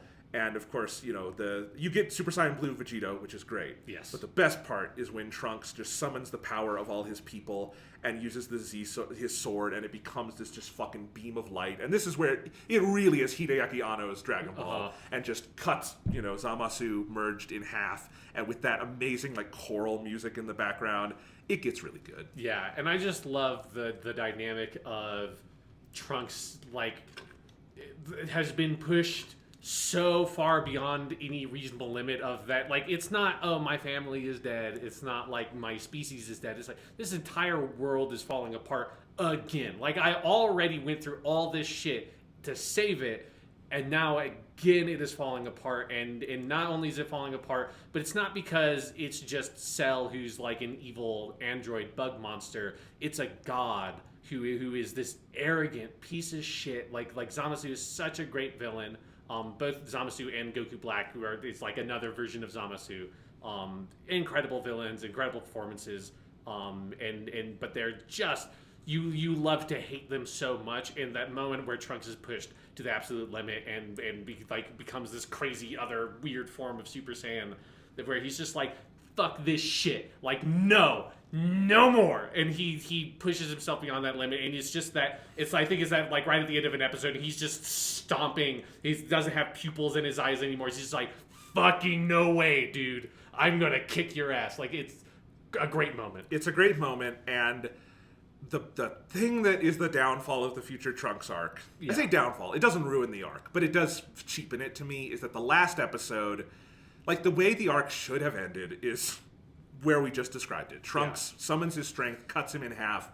That is such an amazing ending. It feels so true to Dragon Ball. It puts it all on Trunks. It's a really, really great ending. And then in the next episode, Zamasu returns as this like weird ethereal being. And, look, this is not out of character for Dragon Ball. There are plenty of moments where you think the villain is beaten and they come back one more time like that. That literally is the Vegeta fight, the Frieza fight, the Cell fight, the Buu fight 25 times. They do it over and over again. But it happens, and this is all one episode, in a very compressed span of time, Zamasu destroys Trunks' entire world and all of his friends and the remaining friends. He has no remaining family. And all of them are dead. And then Goku summons Zeno, brings Zeno, has Zeno destroy everything, leaves. Everything's gone. Trunks is really sad. Goku goes back, gets Zeno, gives Zeno to the other Zeno, so now there's two Zeno. Then Goku comes back. Whis says to Trunks, well, maybe I can put you in an alternate timeline before all this shit happened, because we already killed Zamasu, because there's that episode where Beerus does the Hakai. Yeah, he just disintegrates that fucker. Yep, it's great. And so they do that, and Trunks goes home, but then they don't really grapple with at all that this is Trunks going to an alternate dimension. Like, it's really fucking weird. It completely breaks all the rules they've kind of carefully laid out throughout this arc. And then it's just kind of over, and it's really weird, because the right version of that to me is Trunks would defeat Zamasu, and then the final episode would just be denouement from that, and winding down. And instead it's more rising action, and then a really abbreviated denouement, and then we just kind of have to move on, and it's pretty deeply unsatisfying, and I'm sad they couldn't have a stronger conclusion to that. Yeah, I definitely agree. I mean, it's been long enough since I watched it that, I don't even remember how it ended, honestly, because I think it just has that really rushed quality to it. Some of the stuff I do remember from the Future Trunks arc, though, is earlier, before, the fights start in earnest, where you have that period of time where Trunks gets to revisit everybody from the timeline, which is because this is for me, this is what if you bring back Future Trunks, this is the stuff you want to do with him, is to have him see what is this world that he helped save. Because if Trunks had not gone back in time, our timeline would have been fucked as well. It would have just been his timeline. Yeah, exactly. So it's so great, and it's particularly when he goes and visits Gohan and realizes that the Gohan that he knew that became his master, in the history of Trunks special and all of that, who lost his arm and the reason why Trunks became Super Saiyan, that Gohan never comes to exist in this universe because he gets to live the life that Gohan wanted to be able to live. that he's settled down with Videl. He has a daughter in Pan. He gets to become a scholar. He doesn't have to fight because he's never liked fighting. All he wanted was to be an academic. And he gets that life. And Trunks visiting Gohan again and seeing that, it hit me so hard. That's the best episode of this arc. Yeah. Like, because there are, I think, Super is weird because, old Dragon Ball, I couldn't really tell you individual episodes, other than, like, Gohan goes Super Saiyan 2 or something, but it's not episodic. Super does have, because it's paced differently, it's not based on a manga. Yeah. There are discrete episodes that are just great half hours, and I think the Vegeta Cabba episode is a great, all-time great half hour. This one's even better, the one with Gohan and future Trunks. It's because it's got no fighting. It doesn't even have the big drama of that arc. It's just that Trunks experiencing this humanity that he is so detached from. Yeah. And it's beautiful. It's one of the best parts of Dragon Ball ever, frankly. It's an amazing half hour. Yeah, and it's one of the advantages of having this like more focused perspective of where you kind of promote for this arc Trunks as being one of the lead characters, is you see things from his point of view in a way you never did for future Trunks, other than maybe that little like epilogue bit in the History of Trunks special. Everything else is like he's the kind of mysterious character on the edges. And here you see like he has fucking PTSD. Like, he is so traumatized by the experiences he's had that he's having delusions and stuff and seeing the city as it's been destroyed. He also there's that great moment. This is another one that hits me so hard where he sees Android 18 and realizes that Krillin has married her and that she's good. I mean, she kind of like teases him and jokes around with him. And it's like that stuff. Again, it's a little bit on the fan servicey side, but it is used in like such a powerful, legitimate character building and narrative exercise that it's not just like hey, like it would be cool to see what if Future Trunks got to come back and meet all these characters again. It is using that to build up a larger character arc for Future Trunks in a way that it is a little bit fan servicey, but in the perfect way. Yes, I agree completely. So 3 other notes on this arc. 1, Mai, awesome character. She's great, and I love that Trunks even if I think the ending is unsatisfying, I like that Trunks has this person to go build a life with. Yeah. It's enough of like a hopeful ending for him that I think that works.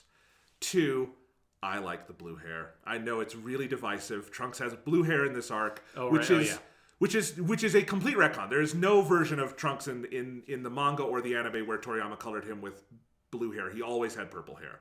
But he now has blue hair, which matches Bulma's. I like it. I think it's really good. It looks cool, and I think it actually matches the like modern aesthetic of Dragon Ball better than if they had kept the purple hair. Yeah, I agree. I think it would be something if they were if he looked like Dragon Ball Z Trunks, I wouldn't like it. But it's a different aesthetic entirely, and like they changed his costume and everything. I like his like red scarf kind of thing. Like with that aesthetic, I like his blue hair a lot. Yeah, I think it's because Toriyama did a new design for him, and I think as a new design, it all works really well. And the blue hair rocks, so I like that. Yeah. 3rd, Masako motherfucking Nozawa in this arc. I mean, Goku, she's always great. Gohan, always amazing in that episode we talked about with. Oh my god, she's great in that. Mm-hmm. As Goku Black. When she gets to do evil Goku, it's always so fun. As Goku Black, it's fucking terrifying. Like every line she has. Like I would have to listen to this all with headphones just so I could hear everything, because the mix on Super is not all that great. Sometimes it sounds a little rushed, but you can hear it's just dripping with evil, and I love it. It's amazing. It's such an unbelievable performance. As soon as you get that first episode and you get this, because I just love the whole character. I love the super arrogant Dragon Ball villains. Like most of them are, but like this is especially just the sense of it's not just a sense of I am right. It's this feeling of like I have to be right because I am literally a god, and that like there's a self-confidence to that is even beyond the kind of shit that Frieza had. Whereas like Frieza had that self-confidence because Frieza was really strong, but Frieza wasn't literally a god. There's like a sort of like a bulletproof argument almost that Zamasu gets to have, and in Masako Nozawa, that just sheer cruel confidence in her performance is so just like delectable. I love it. It's amazing, and it's so clear to me that the logic behind all that is like we're doing a new arc, we need a new villain. Who should we get to voice them? Well, we have the best voice actor on planet Earth here every week anyway. let's let her do it because there will literally be no one better because Masuko Nozawa is the best at what she does. So go for it, right? Yeah. All right. So actually, before we get the universe survival arc, there is this stretch, and it's the last stretch of this directorial team before new directors come on and they switch the anime opening and the animation style, where they just do like 12, I guess you would call them filler episodes. Filler technically denotes when you're filling for manga. They're not doing that here, so it's really not filler, but it is like episodic storytelling. This is where we get the one where Goku hires Hit to assassinate him. Oh my god, it's so good. It's the most Goku thing Goku has ever done. He buys out Hit for a fight. He does that. We get the one where Goku tries to get the Dragon Balls to resurrect Kaio-sama, but everyone else wants a wish, and ultimately Kaio-sama stays dead. That one's fun. Although, that one I was too sad about Joji Yanami to laugh at it. But there you go. We have that one.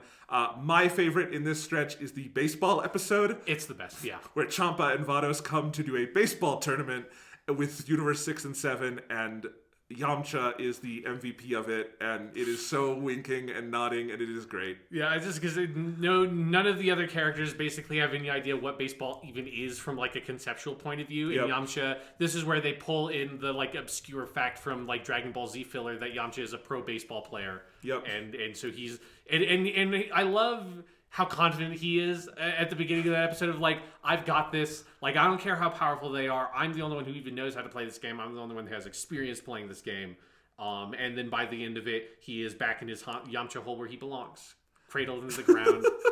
and you just, there's such a great, it's like one of the only times past like the very beginning of Dragon Ball where it has ever broken the fourth wall. But there's that moment where Krillin peeks over the edge. He says, "There's something about this pose that just, it really is familiar and it makes me uncomfortable." And, Gohan and Piccolo are like, "Yeah, right?" And because they're the only ones there that been in that original fight. And it's so funny. Yep. So we have that. We have the Goku Raleigh episode. Yep. Which is classic. It's fun. That's where I love you have the Vegeta fighting a Raleigh, and Vegeta realizes that she's a gag manga character. And again, the weird fourth wall break. And so he's trying to beat her using gag manga rules by saying like, "Look over there," and then kicking her into a wall. Yep. You have the two-parter about Gohan and the Great Saiyaman movie that's being made, which is really fun and is also very sweet because of how it deals with Gohan and his family life. And that's where it feels like it feels so much of a piece with the Great Saiyaman filler from the beginning of Majin Buu, where they expand out that part from the manga. This is also one of the ones where Jocko is on board for the adventure, because Jocko isn't here. He's awesome. You get the one where Goku and Goku has no one to train with, so he goes with Krillin, and they do the fight in like the weird spiritual dimension. Right. And it's not my favorite of this, but it does a good job of setting up Krillin for what'll come in the next arc. So you have all of those, and my takeaway from those like 12 episodes or so is that I want a series where they do just like a normal run of anime, like 26 episodes, and just do that. Just do standalone stories and let people invent, and maybe even bring in like guest writers. Like, I'd love to see Eiichiro Oda or someone like just write a Dragon Ball episode. Yeah. That'd be so much fun. And they could do things like that because it's a really fun, just like, what if Dragon Ball were a sitcom for like a season? Yeah, and that's like what if Dragon Ball was like a weird slice of life anime? Yeah. Yeah. It's really cool. So anyway, I liked that. But then we hit the changeover, we get our new directors, we get the new animation style, which it's not so much a style as like a production process, but it does look different. It's got this kind of grain on it. It looks a little earthier. I like it a lot. It looks better. Yeah. It doesn't look so digital, which I think I do have a problem with. Super and the first two movies just look so digital, and like, they're not CGI, but you know. Yeah, well, the movies have a little bit of CGI in them. Yeah, but it's just a little too digital for my taste. But the new process looks a little, like I said, earthier and more grounded. You get the new theme song, which is fucking amazing, Genkai Topa, ex-Survivor. Yeah. And you get the new story, which is Goku initially does the worst thing anyone has ever done in Dragon Ball and breaks, Beerus's rule and goes and talks to Zeno and gets him to set up a tournament where entire universes will be erased from existence. And it's kind of horrifying. It all works out in the end. You know, Goku didn't mean to, but it is probably a bad thing he did. Well, no, because Zeno-sama was going to start a Call of the Universe anyways, and it was only by offering the opportunity of the tournament that all the universes could prove their worth in the end, and then he spares all of them. It's great. It's exactly what Goku planned. It's not what Goku planned, but I do love that they eventually give Goku that out, because otherwise, I don't know if I would like Goku anymore. It would be too much, but but I also like that the out is very plausible and feels like it's a little bit cliche, but it feels like what the characters would have done. Of course, yeah. So we get the universe survival arc, and the first half is, not the first half, but the first 20 episodes or so is Goku assembling the Universe 7 team. We get a lot of fun episodes here. I love that Gohan, who had really not been a factor in Super up to this point, he's only a side character in the 2 movies. He's not in the Universe 6 arc at all. He's in that one episode of Future Trunks, and then he's gone for a lot of that. So, but now Gohan is like the first guy Goku confides in, and father and son like become a team here, putting the team together. That's really cool. And I love that Gohan, like, because it's literally all of his, everything will be erased, Gohan's like, I should probably fight again. Yeah, it's like, okay, Dad, I'll get back into this. Yes. And Gohan, it's a really, I love how Gohan is used in Super, even when he's not used. Like, one of the things I like is that they just let Gohan grow up. And they respect the character arc that he had through the Boo stuff. Because I know a lot of people, it's particularly in the West, I don't know what the Japanese perspective on this is, but I know that it's a very common feeling that Gohan should have, after beating Cell, Gohan should have just been the main character, and he should have filled the role of Goku and been the fighter dude and done all the fighting stuff. And I understand why people would feel that way, but I really actually way prefer... No, like Gohan's arc has never been about him needing to be the guy who's always in the fight. It is about him like needing to know like when he needs to fight and to be that person that can do that and fight for the right reasons. But it is more about like he needs to be able to live the life that he wants to live, and that's where the Boo arc recenters him back on at the beginning. Is he's a goofy kid who's smart, and dumb in the funny ways, smart in the good ways. I also think people have this weird perception that Toriyama intended Gohan to be the new main character. He didn't. He brings, especially if you read the manga. The Great Saiyaman thing is like 2 chapters in the manga. It's really, really short. It's extended and actually pretty substantively changed in the anime. In the manga, he brings Goku back immediately. Like, there's no downtime there. It's never, this is clearly our new main character. It's, we're going to be with Gohan for a little bit, but Goku's coming back. Because Goku is the main character of Dragon Ball. You just can't do it without him. So yeah, I respect that character growth too. I love that the show lets him grow, and when they do bring him back for the Universe Survival Arc, they let him be a fighter who feels informed by all those things that happened. Like, he's the tactician. He's in Fire Emblem. He's the guy you'd be playing as, directing the troops around the field. And now that I've said that, I want the Dragon Ball's tactical game where Gohan is your tactician, and Goku is your heavy or something, but you move your pieces around the board. I fucking want that. Yeah. Because there's a couple of moments when they're like setting up the team with Gohan where he goes back to Piccolo to start over from the beginning, like train me up again, Piccolo. And I love there's some moments in there where there's some really great insights into Gohan's character where Piccolo kind of points out this like, you always do this, like you always do this arrogant bullshit thing where once you get a big power up and you think you're the big strong guy in the room, that you always let your guard down, you always let yourself, like, you always let it go to your head, which is so true. It's ever since the very beginning of Dragon Ball Z, when Gohan was introduced, that has always been what he did, whether it's against, like, the Saiyan or Frieza stuff, or it's very much against Cell. That's how Goku gets fucking killed. And then when it's against Majin Buu, he shows up, he's all powerful, he's a big, tough guy, I can kick your ass, and then he lets his guard down and lets himself get absorbed. And I love that they then, like, Piccolo points that out and says, we need to work on that, and you need to get better at that. And that sets him up for then being in the tournament, that he then gets to be the tactician because he knows to be cool-headed, and he knows that I am nowhere near the most powerful person in this tournament. That's not where my advantage lies. My advantage lies in my intelligence. Yes, it's really cool. And we've talked about this before, Sean. The most mind-blowing thing Masakoto Ozawa has ever done isn't Goku Black, as great as that is. It is Goku and Gohan as adults somehow being fully separate characters where you can just close your eyes, listen, and you will always know which one it is, even though vocally they are not that far apart. Yeah. It's fucking crazy. Some of it is the writing. They're very well written as different characters. Their speaking style is different, but it's just this slight intonation difference. That's Gohan, that's Goku, and you never doubt. Yeah. Yeah, there's also a moment with Gohan and Goku that I love where they have their little practice fight, and Goku has this line that hits me really hard where he says, you know, I've been spending all this time trying to find all these other super strong people to fight, and I've forgotten I've had you right here beside me the whole time, Gohan. That really gets me. That's a good line. No, I'm getting choked up by this. It's good stuff, yeah. Dragon Ball Super is so good. It has just such a strong sense of its characters. It does. It's incredible. Yeah, so you have all these, I mean, all the episodes where they're recruiting the different fighters is so much fun. I think that you have the Gohan stuff we talked about. You have, obviously, Krillin and Android 18 come along. Yeah. That's a really fun one where they do this big sparring match. My favorite one, though, is the Android 17 stuff. Mm-hmm. Because, spoiler alert, my whole takeaway from the tournament is that Android 17 is the biggest revelation of the entire universe survival arc. Because, spoiler, he survives to the fucking end. Yeah. Which, if you gave me 1,000,000 years in a fucking padded room reading Dragon Ball, I would never have predicted that. Yeah. That's where they would go with it. It's so good. He is such a reborn character. Because I always loved 17 in that arc. But 18 is the character who they pick to like be the one who grows and changes. 17 is like the other one in the background.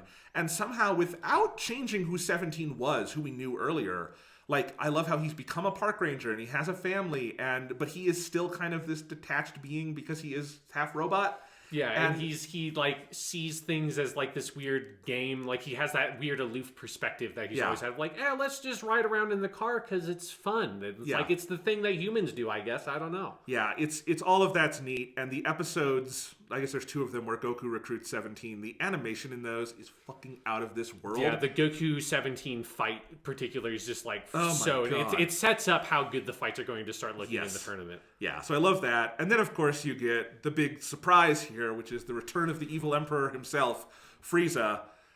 When you realize that they're doing it, you just have to sit back and cackle that they're going there because it is so obvious but also audacious. But because it is really obvious, and it's been something as soon as they started talking about it and setting up the Tournament of Power stuff, I'm like, oh man, I hope they need to bring Frieza back because Frieza's so good. It's the thing that is the best part about Resurrection F to me is just having Frieza back and being at the top of the classic Dragon Ball villain food chain and having him be the most powerful of them because he's the most memorable. He's the best Dragon Ball villain. Yeah, he is. I mean, it's fucking Frieza. Because what's fun with Frieza also is I think Frieza is a character who Toriyama wrote and he's great in the manga, but the anime kind of took and ran with because Ryusei Nakao is so good as that character. And it's like all the villains are well voiced, but I think Ryusei Nakao did the most to like elevate what Toriyama wrote off the page as the villain.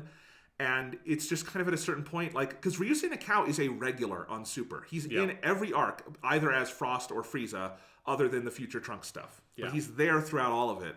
And he should be. He's such a good part of that cast. He's such a natural fit for it. And I think bringing back Frieza and making him a longer term villain / frenemy is the right way to go. Yeah, and I love that the way that they do it in the Tournament of Power stuff is that through like the whole building up the team thing, you have all the like the OP and the ED and stuff and like the eye catches. You have Majin Buu is in all that shit. And for a long time, you think Majin Buu's going to be in the team. And you have the whole episode where Goku goes and recruits Majin Buu. You have the whole exhibition tournament. No, you have the thing where Buu has gotten all buffed up. Yes, Buu goes and Buu decides to trade, and it's super weird looking buff Buu, and that's great. Buu's in the exhibition tournament. And it's also like a build off of a joke from the Universe 6 Universe 7 tournament where Buu couldn't do it because he failed the test, right? And so they're all like it's playing off that, and you think, oh, Buu's gonna be in it. And I like Majin Buu a lot, but I don't think there's not a lot more to do with him. He's a fun presence when you can have him be there in like a movie. He's the guy you want to piss off Beerus because he won't give up the pudding. Yes, and he's good. Like the exhibition match that he has with one of the Trio de Dangers. Trio de Dangers. Yeah, is like that's all the Buu I needed, and I was happy you got a good Buu episode with that fight. But I was like, I really don't think I need Majin Buu in the tournament. And then it's like, oh, nope, Buu's not going to be in the tournament. Oh yeah, yes, Goku's going to go to hell, and yes, he's going to break out Frieza, and it's the best. Just that whole sequence where they're like, they're back at Fortune Teller Baba's like palace or whatever, and they're just like hate flirting with each other, and Frieza punches Goku in the gut. He's like, oh, and then they're talking, and then Goku punches Frieza in the gut. It's like, yes, this is what I wanted. I want because I don't want Frieza to go full Vegeta. I don't No. want, like, he can't ever be a good guy. But having the circumstances be so extreme that they literally need to work together and have to see those characters bounce off of each other that way, it's so good. It's what you want. I said this before, they just go full Spike from Buffy with him. Yes. But like season 4 Spike from Buffy, where he's not Buffy's like lover yet, but you can see they're gonna fuck at some point. Yeah, exactly. It's because they are totally hate flirting the entire fucking arc. It is all this like tit for tat. Like there's the scene in the tournament after the first fight with Jiren where Frieza gives Goku energy, which is both a payback for what happened in the Frieza arc, but also Frieza needs Goku around to like win this thing for him.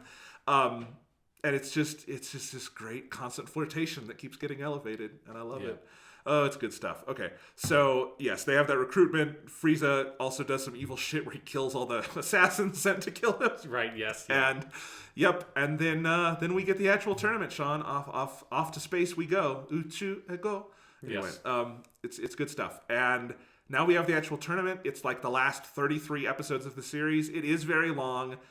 And I think it's interesting to talk about why the Tournament of Power works, for us at least, and why it shouldn't. Because on paper, it's a horrible idea to some degree. Because what you're having is one big battle royale on one stage, one set for 33 episodes, where we're going to have 80 people fight until there's no one left. And we're going to be erasing tournaments or universes in the middle, which sounds too dark for Dragon Ball. And it sounds like that could get awfully repetitive, awful fast. And I know for some people it did. I don't think it's perfectly paced, but I think it's largely surprisingly well paced. And I think the last 20 episodes or so especially are. Yeah. I think it gets off to a little of a rough start for me when they are first starting and don't quite know where to focus things.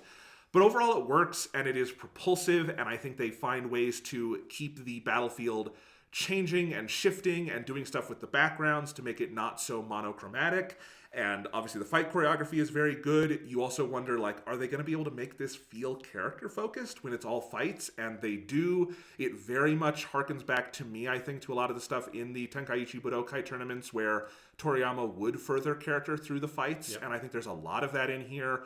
I think the amount of new characters we meet, and are all of them a home run? No, some of the designs are stupid, but they did have to design 80 new characters, and the fact that at least half of them are kind of cool is fucking amazing. Yeah. I think the Universe 11 people, especially Topo, who is my favorite, are generally really cool to have. And overall, it works. It shouldn't, but it does. Yeah, and I think part of it is it does the things that Dragon Ball Super had been doing the whole time, which is it surprises you. Like, that tournament did not in any way go anywhere near the way that I was expecting it to, structurally, in terms of like specific narrative beats, anything. Like you said, like Android 17 winning that tournament, would never have guessed that, ever. I would have guessed that Krillin would win the tournament. That would actually make sense if you knew that the end would be Goku, Frieza versus a really strong guy and one human to help them. You would have guessed Krillin. I mean, I was actually pretty sure for a good stretch at the beginning of the tournament before they, because you knew that Jiren was going to be a big thing before you even knew who Jiren was because he's in the fucking opening. But I was sure that, the end of this tournament's going to be Goku versus Frieza. Frieza's got his evil plan. He's hatching in the background. Something's going to happen, and he's going to... Because I love, Frieza has, this, fun antagonistic thing with the gods. It's a very one-sided antagonism where he's like, one day I'm gonna fuck you guys up. And the gods don't even really know he exists. Beerus doesn't give a shit about him. But, Frieza can't tolerate having people more powerful than him around, and so of course he's kind of got his vision set on the gods. And I thought, for a long time at the beginning, before they started doing Migate no Goku or Ultra Instinct and that stuff, I thought that that's where the tournament was going to start going eventually. Interesting. It was eventually going to narrow down to a fight between Goku and Frieza, and not to say that I think that would have been a good idea. I just in my head I was trying to think of where it would go, since Jiren had not had anything really about him yet, and he had no development. I thought that's a red herring in the OP. Anime does that all the time, and the real thing's going to be Goku versus Frieza ultimately. And what they actually do, I think, is so much smarter, which is they take their time with the tournament, focusing in on individual characters and giving characters their own episodes, both for obviously our main people from Universe 7, but then also gives big moments and interesting looks at other characters, like particularly the characters from Universe 6, like Hit and Cabba, and it gives them some good moments. And our some new juicy science, material. Kale and and Caulifla. Caulifla, yeah. Yeah, and just having this willingness to do what Dragon Ball Super had always done, which is have a really sharp sense of who our characters are, where they're at, and how to further them in a like very strong episodic model where, you know, like some of the most memorable episodes in all of Dragon Ball are some of the stuff here with, like, you know, when Muten Roshi has his episode and that kind of stuff that feels, or I remember you tweeted about this one about the like the crazy Full Metal Jacket fucking sniper fight that happens so with good. Gohan and Piccolo and Tenshin Han. That's like Tenshin Han's big moment where he like sort of gets himself out to take those guys out. Like all that, or you have, you know, there's just so many good little ideas that not all of them are perfect, and there are definitely some pacing issues, but overall you have so many strong individual episodes and so many strong trends and so many strong themes to build on that it works its way up to then having the much more focused, what feels like a much more sort of, you know, traditional, like not like more like serialized story where when it starts paring down to our last couple of fighters,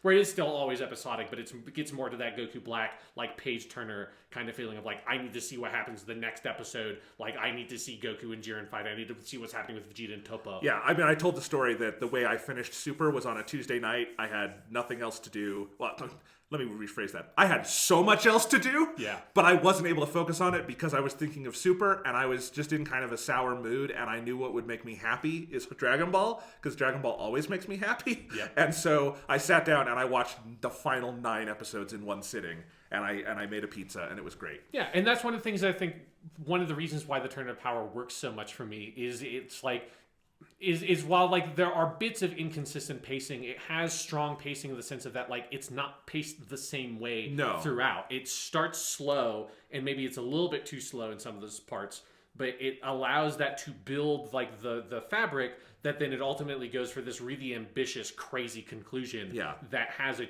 really fast, absurd pace to it. Yeah, absolutely. And to me, it works for kind of the same fundamental reasons the Tenkaichi Budokai arcs work, which is, like, those arcs too are, at their core, they are all fighting in terms of what is the action that happens. And I think, contrary to popular belief, Dragon Ball is not all fighting. There's plenty of arcs that are primarily adventure, or in the Frieza arc, it's until you get to the actual confrontation with Frieza, it's mostly not fighting. It's mostly going around and doing kind of a cat and mouse game. Or the Cell arc is a lot of mystery and intrigue and figuring shit out. And oftentimes it is when Dragon Ball just gets down to the fight that sometimes it gets the most boring to people, I think. Yeah. But I think the tournaments never feel that way to me because it's focused and it's often character stuff. Like in the first tournament, it's Goku with all this boundless ambition trying to prove himself at this fun new tournament. Yeah, and in Muten Roshi is Jackie Chun trying to just be like, I can't let these little kids win their first ever Tenkaichi Budokai because I'm afraid that they will never like have ambition past that point. And he's fucking right, because I think it's that Goku loses that like is his inspiration the rest of that part of the series, because that's why they do the time jump after Piccolo, is because Goku has achieved his goal, which was winning that fucking tournament, you know? And in the second one with Tenshin Han, it's that, like, Tenshin Han is this character who's deeply conflicted, who goes through this whole arc over the course of that in conflict with Goku. And then the final one is, you know, adult Goku. That's where Chi-Chi comes in, and they get married, and all this stuff with Piccolo Jr. And I think they are able to activate a lot of character work through the fighting, and I think Super does that in the Universe Survival arc, only now it's not 16 fighters, it's 80. Yeah. And are all 80 interesting characters? No, and they don't try to make them, but all of the Universe 7 fighters are. They use all 10 of them extraordinarily well. Yep. And then I think they use, from a lot of the other universes, in different degrees very well at different points. You know, even Krillin, who is the first out from Universe 7, I think his episode where he gets out is really good because he's really badass. And when he gets kicked out, it's genuinely surprising because he just gets kicked by Frost at the end in the back. And you're like, oh my God, what happened? And it does a good job of setting up the stakes. And then Krillin gets to do what he does best, which is, you know, commentate from the stands. I mean, yes, it's like it's Krillin is your like primo the Dragon Ball character for the cutaway to someone watching the fight and having them explain. It's like, no, Gohan, you see they're moving so fast that you can't follow them with your eyes. Like, focus with your ki. Like, That's past original Dragon Ball. That's what you want. What you most need Krillin to do for you. Yes. And I think everyone else, every exit that a Universe 7 character has is fucking cool. Yeah. The only one that genuinely disappointed me was Piccolo, because he gets, I forget which, it's the invisible guys who they can't sense, and he just, because Piccolo does something stupid, and he goes and stands on the edge and looks over and like, what's going on? And they just throw him off. And that was the only one that disappointed me because it felt out of character for Piccolo. Yeah. But other than that, they're all really great. I mean, man, when 18 goes out to like get 17 back on the stage, most prescient move anyone makes in this tournament. Yep. Because 17 as the utility player, like who gets you the most points, it's 17. Yes. I mean, he's got that fucking perpetual energy machine, man. Like, you need that guy in there. Yes. So that's really great. Man, Roshi, he's got a couple episodes here, but the one where he really just goes all out, and it's great character work with him. And, I realized that, this is not the original Muten Roshi voice actor. He died near the very end of Z. Yeah. And I've always missed him because he was so perfect for that. But I realized how much this Master Roshi has grown on me during that episode, because it's a good voice for him. Yeah, and that's where you just get what is, to me, the biggest tearjerker in all of Dragon Ball, maybe just all of Dragon Ball, is Goku, like, his concern for Master Roshi. Because, when they think he's dead. Yeah, when he thinks he's dead, and it's just Goku going, Ji-chan! And it's that, like, because he's been calling Master Roshi that the whole time. The whole, like, you go, and because it's still Masaka Nozawa, you go back to the first episode where he comes in and he's just Kame-sending. When Dragon Ball was still in single-digit episodes. Exactly, yeah. And he rides in, he's got the fucking Dragon Ball necklace, and, like, the first time you ever see this character, this is pre-Kamehameha even happening. This is before you saw him do that. Like, that's how he starts calling him that, referring to that character. Chi-chan. Yeah, and having that come back, it has so much weight behind it. Yeah. It really hurt. Oh, it's so good. It's so good. And I love that Muten Roshi, he does such a good job that ultimately they're all like, I think Vegeta is even there when this happens. He's just like, just jump off. You're okay. You did a great job. Yeah. And so he just jumps off, and then Beerus is like, that was pretty cool. And that's great, because Beerus' role in this, you said this once, that maybe the best use of Beerus in the series is just in the stands in this tournament. And I think you're right, because his like gradual growing to respect all of the Dragon Ball characters is so cool. Yeah, it is, because he's this ultra powerful, aloof, godlike, like not godlike being, literally god being, who's charged with destroying things in the universe. And you see how callous he is so much, and that he does live like in a different fucking sphere of existence than other people do, and having him come around to referring to like Gohan by his name and stuff like that. Oh, because like the whole really time powerful. He's saying like Goku no Musko. Yes, yeah, Goku's son. And then finally he says, no, Gohan. Yeah, Gohan. It's so great. Yeah. Oh man.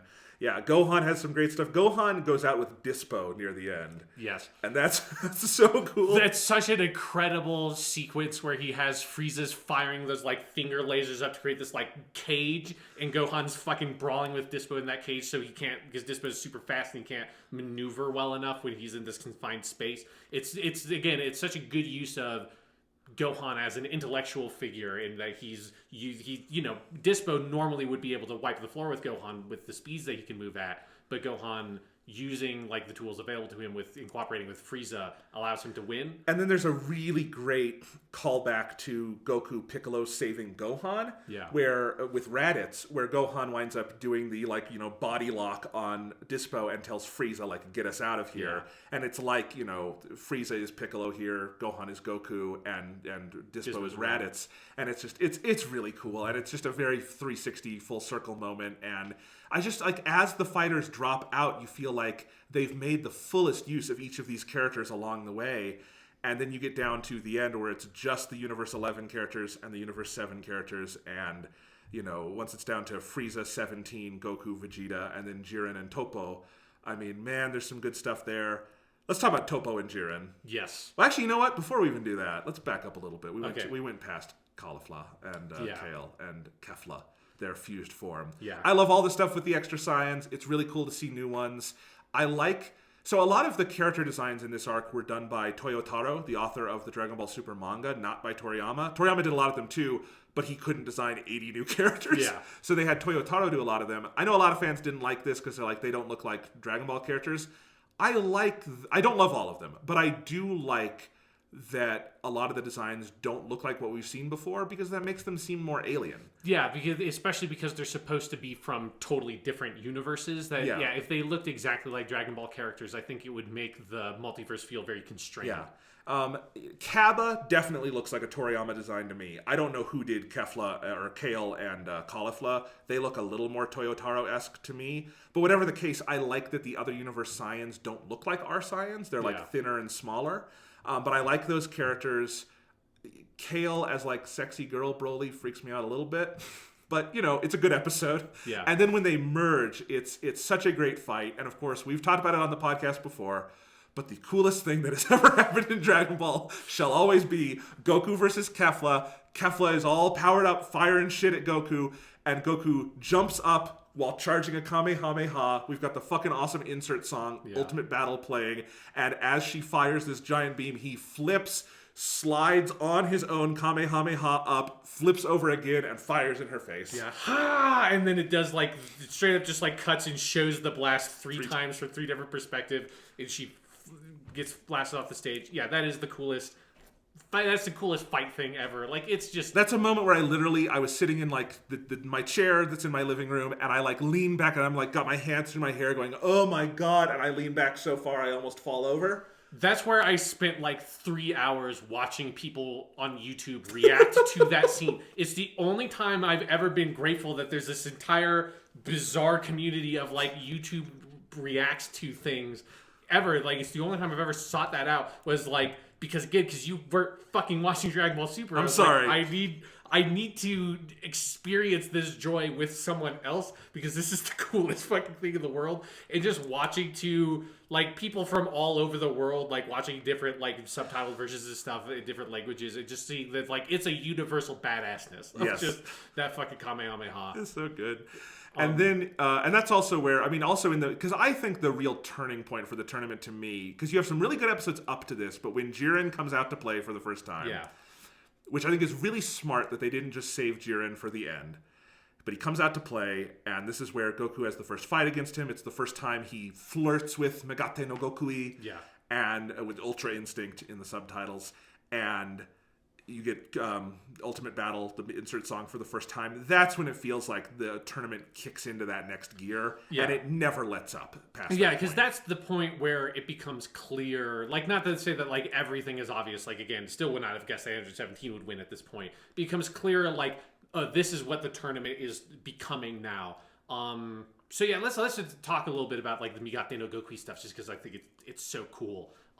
Because it's something that I've always wanted a shonen thing to try out, and there have been different series that have flirted with it a little bit. And it's Goku or Dragon Ball kind of flirts with this with the Super Saiyan stuff in the Android Saga and trying to explore the boundaries of Super Saiyan. But I've always wanted a shonen thing where the main character gets the transformation partway through the arc and then has to spin the arc mastering the transformation, rather than it being the thing that all of these are, which is at the end, halfway through the climactic battle, the hero is pushed to their absolute limits, and that's when they achieve the transformation. It's the first time you ever see it.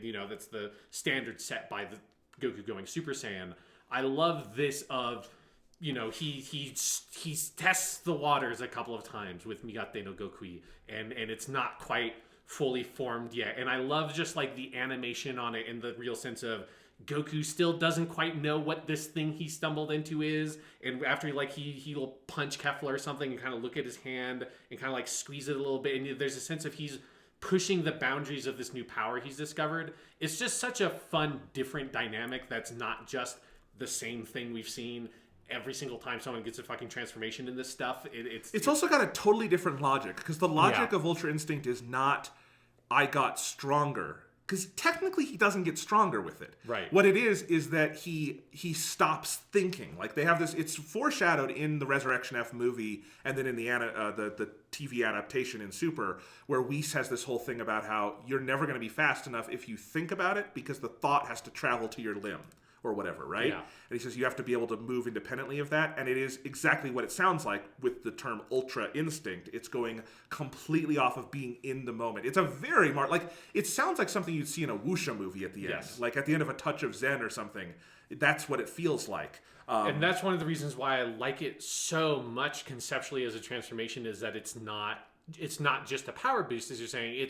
It's more philosophical, and it's one of those things that like gets back to this sense that I love so much of Goku on this like journey through like a martial arts fable, that he's the hero in a martial arts fable, that he's attaining this state of like nothingness, of mindlessness, of like complete focus. Yeah.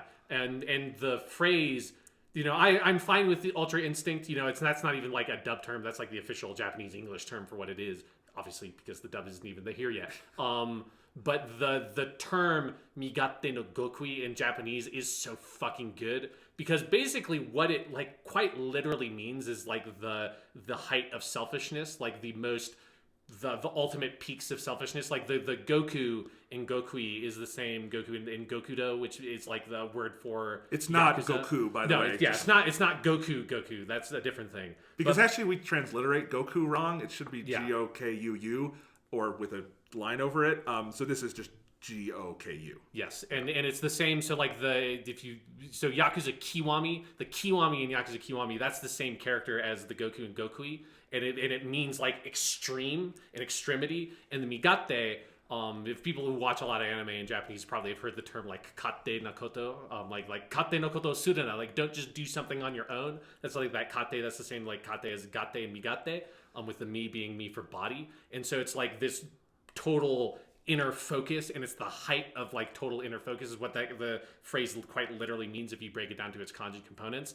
And I love how it expresses that concept to it, but it's also it's one of the things I was saying when I said a couple of weeks ago that like the best use of Beerus is probably as like this commentator in the stands, is that the best thing the Beerus voice actor has ever said is every single time that he goes Migate no Gokui.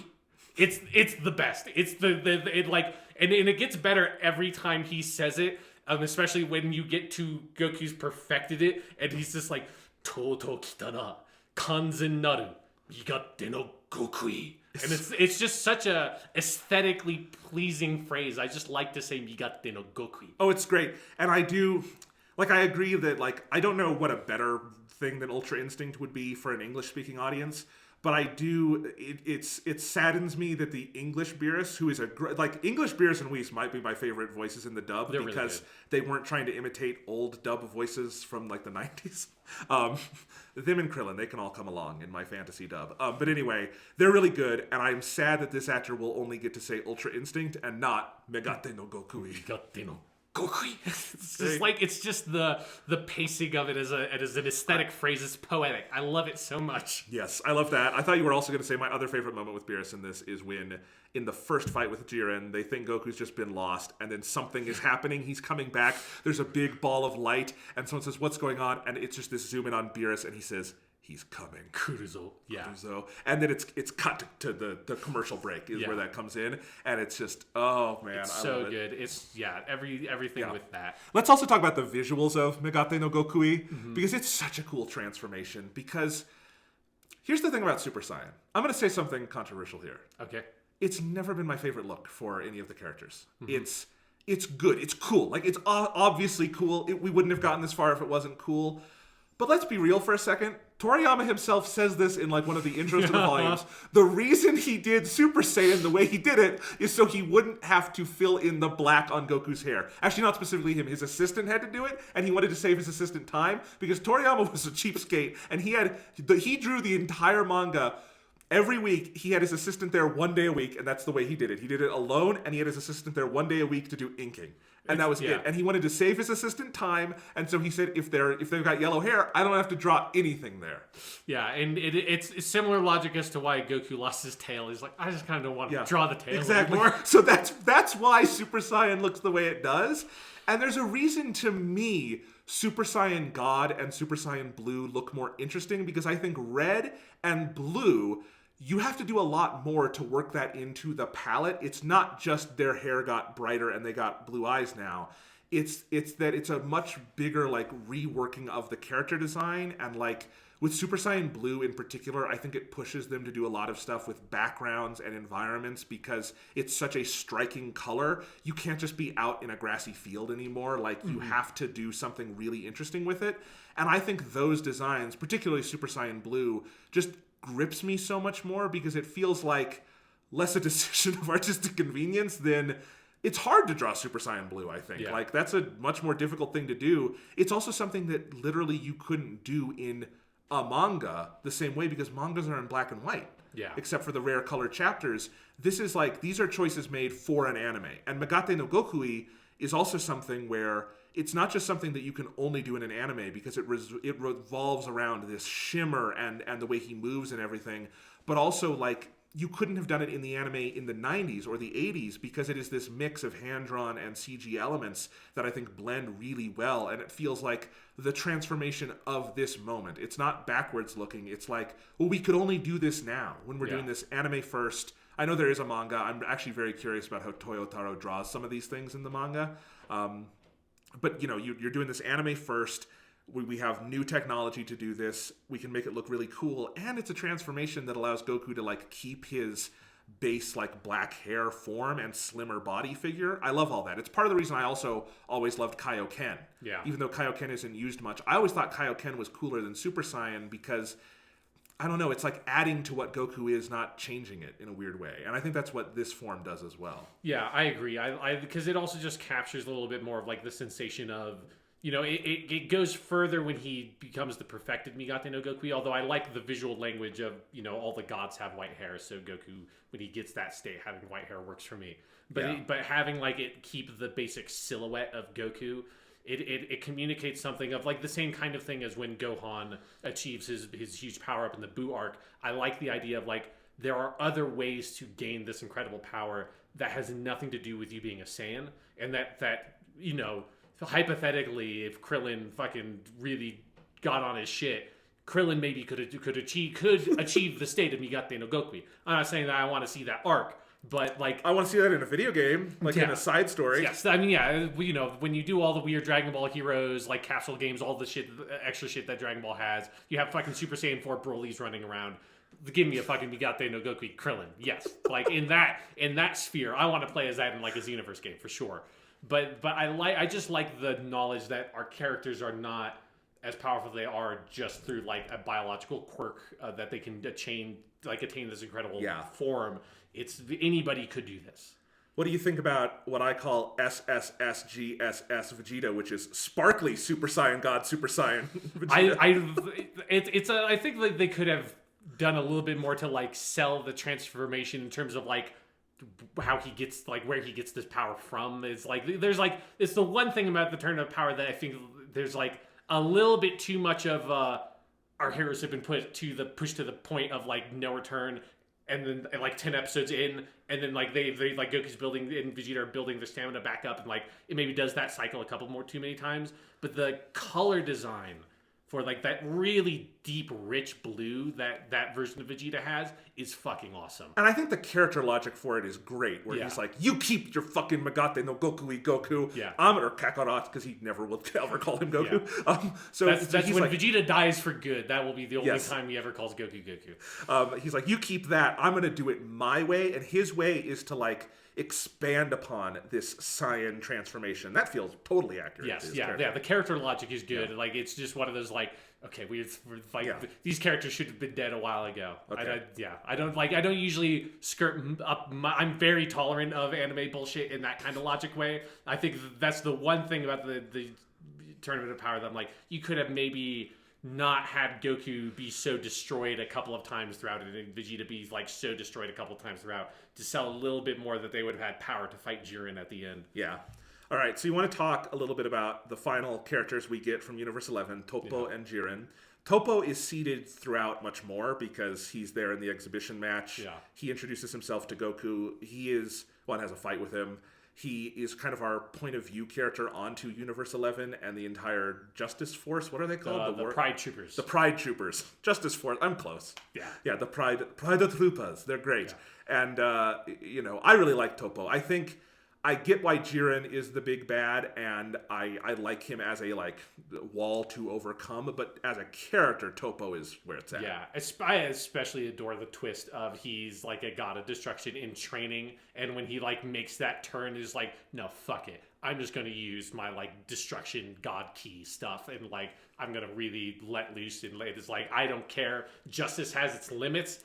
I'm going to win this fucking thing. I like that also, the Pride Troopers are, a weird window into, if the Z Warriors were what, the English dub always characterized them to be, that's who they would be, is, it's all about justice. And, that's not who Goku is at all, but that's who these guys are, and I like that. And I like that Topo is pushed so far, because, this is his whole life. He will never stop fighting for his universe, that he would even give up everything he believes in to become a Hakaishin. Yeah. And that's great. And also it puts him into conflict with Vegeta in a really interesting way, where Vegeta defeats Topo in part because he's like, I'm disgusted by you that you would give up your pride. That's everything. And in a weird way, you see Vegeta, having gone through this circuitous path where he was evil, became more or less good. He has a kind of a better view on this sense of morality than Topo does, having been on this one path his whole life. He definitely, it's because it is interesting that he starts out the arc feeling like he's going to be a foil for Goku, but he ultimately is more fitting for Vegeta. Yeah. And then you have Jiren, and Jiren is also kind of a controversial character because he is much less characterized than most Dragon Ball villains. We've never really had a villain in the main canon. There's movie villains, obviously, who I would say are this sort of abstract. Even Boo, when he's brought into the main team, you would say that we maybe know more about Boo than we do Jiren. But I think he works in part because I think he's a striking character design. Yeah. And I think he is this weird mirror image of Goku, where he and Goku on the surface are so similar in that they are all about the attainment of power. But Jiren has done that by cutting himself off from all worldly ties, and Goku hasn't, and that is what allows Goku to prevail. Yeah. And it's a common anime theme. Friendship is magic, come on. Every anime does it. But it's about the execution of the theme. And I think it's done really well. And I think that as a contrast works because, at the end of the day, Dragon Ball, Goku's biggest, opponent is himself and his own power, not the people opposite him. Yeah. And I think that works here. Yeah, I've really liked Jiren a lot as a villain, and I know that in the section of the Dragon Ball fandom that's a weirdly controversial opinion, but it is I love his, because at first I hated his design because I looked at his design, it's he's just a weird dude. There's nothing for you to hang on his design. There's no his color scheme is very normal. He's gray with wearing the Pride Trooper uniform you'd already seen with Topo. There's nothing striking about his character design in the way that you look at a Majin Buu, you look at a Cell, you look at a Frieza. Those are characters that stand out and are very distinctive. But then, but my introduction to Jiren was just his appearance in the OP, and that was for 20 episodes before I actually saw the fucking guy. And then once you see him and see him in the environment and how they use him in the story, I started to love so much he is literally built like a brick wall. He is the visual epitome of power. He's just this big, broad guy that is all muscle, and he's just even his head looks like a big muscle sprouted out from his neck. It's that's all he is this big wall of power for Goku to try to overcome. And as you said, while the friendship is how we win the day, and it's our bonds with others that give us power. Bonds of people is the true power. Yeah, exactly. That is in no way some sort of original theme for Dragon Ball to explore. But of course, it's this is a shonen show. It is this genre is going to explore themes like that, and particularly it's because Dragon Ball typically doesn't specifically focus in that direction. It has those elements are there all along from the beginning. It is a show in this genre, but it's not. It's not Yu-Gi-Oh! It's not putting a spotlight on that all the time. And for it to go all this distance from, the 80s till now, and going from Dragon Ball through all of Dragon Ball Z and all the, extraneous, superfluous material like a Dragon Ball GT or the movies, and going through that to now, and how strong Dragon Ball Super has always been with its character stuff. I found it ultimately really affecting to me because it does feel like it comes from such an honest place of understanding of Goku as a character and legitimately how he has gotten to this point, and that Jiren having attained, and there's like this legitimate level of respect from Goku that he gives to Jiren, where he says, man, you're amazing. You got this powerful completely on your own. That's incredible. Because and Goku really, could have never done that. And he never becomes more powerful than Jiren in this arc. Not really. He wins on a weird, like, fluke technicality, kind of, like, if they were just in one of the, grassy meadowlands in the main Rocky series fighting, Field, if they were in Rocky Field, he'd lose. Mm-hmm. But because of this, I like that moment, too. Yeah, and it's just, and it gives you this insight and, like, this reflective moment with Goku of, we've been with him on this journey since he was literally a 12-year-old boy, and seen how he has gotten to where he is has always been through the help of others. Like, he didn't overcome Tao Pai Pai on his own. He needed Karin-sama. Like, he didn't overcome Junior Piccolo on his own. He needed Kami. It's like, and all throughout he has had all these teachers and all these friends that have pushed him and helped him along the way. And that's always how Goku has become more powerful. And I think it's because Dragon Ball is a series that never stops and lingers on its themes. Like, it never stops and, like, focuses on the fact that the reason why Goku can become Super Saiyan is because of his friendship with Krillin. It's just accepted that that's the emotional trigger. It's not like, there's no big, it's not doing a Naruto thing where there's this huge flashback that's like an episode-long flashback of all the times that Goku and Krillin have been together, and every friendship moment is like, oh, and here's them, carrying the milk bottles when they were training, and here's Krillin being a dick and stealing the rock with the Kame symbol on it and tricking Goku. It's not doing all of that, because that's not the series that Dragon Ball typically is. That for Dragon Ball Super to take this moment of what I knew when I was watching this section was the end of this run of the anime, and it was before the movie, I even knew anything about the movie happening, of being like, this is the grace note that Dragon Ball Super, as we understand it, chooses to end on, I found really powerful. Yeah, I mean, it ends with its best foot forward, and that's actually one of the big things here, is that, like, throughout this point, like, the end of a Super arc had never been the most important part, Yeah. Like, I really like the end of Universe 6 versus 7, but it's not, like, the emotional height of that arc. Mm-hmm. The end of the Future Trunks arc is bumbling, frankly, and then this is really powerful. And even if you go back through Dragon Ball history, there are some points where Dragon Ball stories end on their absolute best note, like the Cell arc or something. But there's also ones that just kind of, like, they reach a great crescendo, but the actual finale is not what you remember. Like, the crescendo of Goku going Super Saiyan in the Frieza arc, amazing.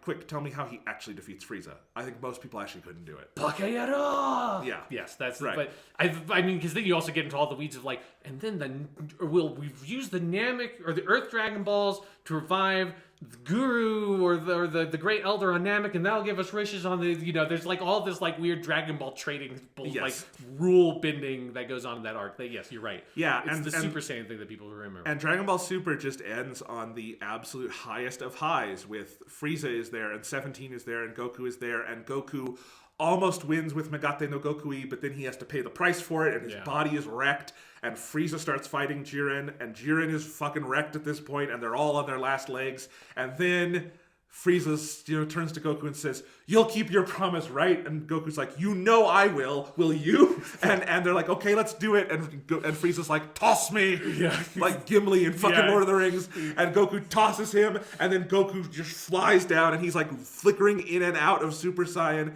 and they grab Jiren, and they fucking rush off the stage together. It's so... And then 17 is there, and he gives up his wish of getting a yacht to wish all the other universes back. And then, of course, they all remember, oh, wait, I have a really rich friend named Bulma Briefs, and she can give me a yacht. And it's such Andrew 17 can get a fucking yacht if you want. Yes. It's, oh, man. It's such a good ending. Yeah, and then you go back to Goku and Vegeta in the Rocky Plains or whatever, in their poses.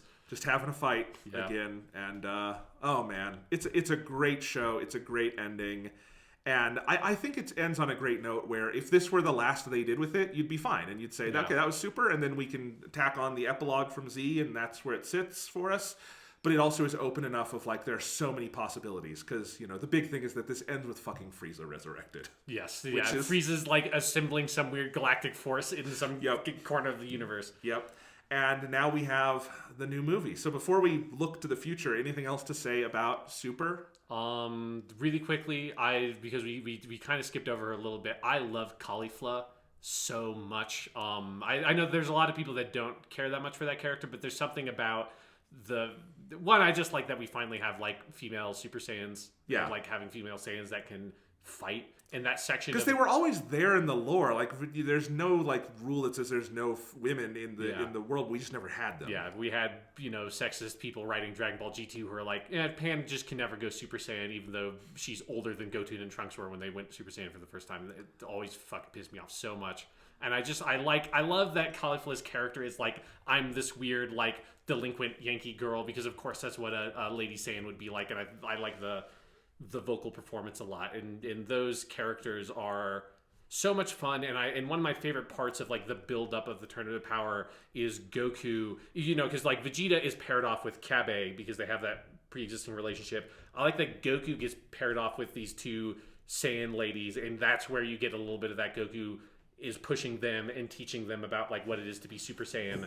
And I always just like when Goku at this point in his life, he has that opportunity to teach people about martial arts kind of stuff, because it makes you feel the journey that he's been on.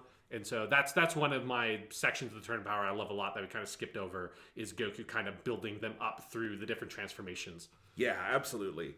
Vegeta's last stand in the tournament also is magnificent, and it is very clearly a tribute to Hiro Mitsuru, who had died a couple weeks before that aired, and when he's falling out of the stage, and they play a series of clips of her from Super.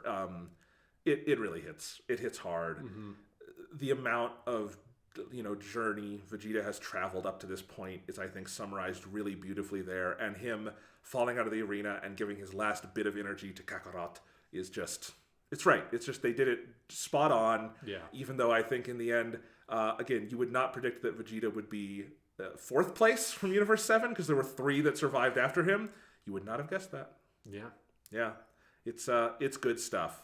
I also think, really quickly, because you mentioned some of the music getting better once you got to the Goku Black stuff, I really love the soundtrack for all of the universe survival stuff. Like, I'm with you that it's my favorite Dragon Ball music is always going to be the original music from Dragon Ball and Z, but you just can't do that anymore. Like, stylistically, I just don't think it would work. I don't think most like modern audiences are not going to accept that kind of music, even though it's so fucking good. Yeah. But if you have to do a different take on Dragon Ball music, this is awesome. And like the Ultimate Battle Song and the reworked versions of Genka, Topa X, Survivor, and that material, and just some of the really crazy choral music they do whenever like God stuff starts getting involved. Yep. I love it so much. It's great.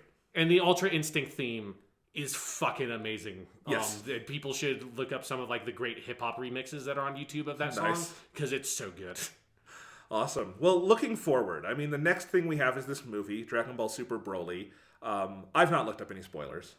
I know one spoiler from Dragon Ball Legends, the mobile game I'm playing. Okay. You might know, you might not know. I don't know, but I will not risk saying. Yeah. All I know is what's in the trailers and stuff. Okay, yeah. But what I'll say is, like, I know the fused character. Okay, yes, that's the thing I was referring to. Okay, well, that's in the trailers. Yeah, but it's the later trailers. I don't know.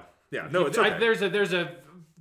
There's a way that you could go see that movie and you would not know that that's in the movie. It'd be fucking hard for me. Yeah. But anyway, it would be impossible for me, because every time you load up the fucking mobile game, they play that trailer that you can bump out of. Like each day you load it up for the first time. Nice. So I've seen that character a lot because he's in the first shot of the trailer they use. Well, I'm so curious because this movie is very clearly, it's just the next step in the story. Yeah. Because Frieza's in it. One of my favorite lines I've heard from a review of Broly so far is that someone said, they're marketing it with Broly as the villain, but Frieza's the actual villain of this movie. And that excites me so much, because that is absolutely the right tack to be taking. And what this movie is that fascinates me is it is essentially Toriyama being handed all these elements that he did not create for the series. Like Broly, Bardock, which Bardock was originally not a Toriyama creation. He used him in the manga after that TV special, but the TV special was done, he helped on it, but it was not his thing. So you've got Broly, you've got Bardock, you've got the fused character who shall not be named. So you've got all these elements that are really from either the movies or the TV specials, And now it's Toriyama who wrote the script, so this is definitely his thing this time. Because the anime is written by other people, but he supervised the storytelling. Yeah. But he wrote the script, and I'm really curious how he's going to bring all this stuff together. And the thing is, like, at first, before I had seen all of Super and I heard they're doing a Broly movie, I had to roll my eyes a little bit because Broly is a terrible character in the original movies. Yeah. But now I look at that and I know where they took everything. And the idea of Goku and Vegeta being confronted with a new Saiyan with untapped power and all this potential and them having to figure out what to do with this character fascinates me. Yeah. And my number one hope for the movie is I don't want it to end with them killing Broly. It has to end with Broly becoming their friend. It just has to. It has to end with... Because Vegeta wouldn't do that at this point. Goku wouldn't do that at this point. Like, they would be like... Vegeta would take this as such a huge opportunity to be like, oh my god, there's a Saiyan in my universe I could be responsible for. And I'm really fascinated by that. And I also like the idea of Frieza coming in and trying to fuck them all up because he's an asshole. And so... I'm really curious about what's going to go down in this movie. I also know it's got, you know, the prologue section we've seen in the trailers where it's going to go back and do the final days of Planet Vegeta, which I think for most fans, the canon version of that is the Bardock special from the TV show. Rightly so. That TV special is one of the best things ever made under the Dragon Ball banner. But Toriyama clearly views that as like, well, he didn't write it, so he feels like I'm going to do whatever I want with it. And I don't really love the Dragon Ball Minus chapter he did where he makes it like a Superman origin story. But in the context of this movie, who knows? I'm really curious to see what his take on Bardock, how it changes things. Yeah, me too. So I'm fascinated and I'm excited for this movie. Yeah, I also like, you know, there's two sort of new characters that seem like they're part of like the Frieza gang or something. And one of them is voiced by Mizuki Nana, who is a great voice actress. She does the voice for Hinata from Naruto. But then there's my boy Sugita Tomokazu, he's such a fucking amazing voice actor, but a really funny personality. He plays Yusuke in the Japanese version of Persona 5. He's also the main character from Gintama. Oh, nice. What he's most known from. And I just, the other day, on my YouTube recommendations, because I've been watching some videos of Sugita because he's just a funny personality. He's like done funny things. I've been watching some Japanese videos of him on YouTube, and it like populated my recommended with a like little interview from around when they did the premiere in Japan, and I didn't know that he was in the movie, and it just made me so happy to see this. Like, here's this dude who grew. He's like the biggest nerd I know of that exists. Like, it's absurd. And seeing that like he gets to be in this movie, and this like I just like the new generation of voice actors that get to participate in Dragon Ball. Those are two pretty heavy hitters for side characters. Yeah, they're heavy. They're big heavy hitters, and it just seems like the love that this like new generation of voice actors have. That, you know, like Sugita was partially inspired to get into voice acting by Norio Wakamoto's performance of Cell in the original Dragon Ball Z. So it's just like, I love that element of it, and I love that like sense of Dragon Ball going forward and bringing new blood into it. It's awesome. So I can't wait. Next week we're going to take a look back and talk about further back, I guess, and talk about the Broly movies that preceded all of this, that laid the groundwork for there being a new Broly movie. It's the reason why Broly is in every Dragon Ball video game ever. And we'll talk about all of that. That'll be next week. And then the week after that, we get to see this fucking movie, Sean, and talk about it. Mm-hmm. I am so psyched. Cannot wait. We'll see you guys next week. Next week, get ready for a lot of Kakaroto! Japanimation Station.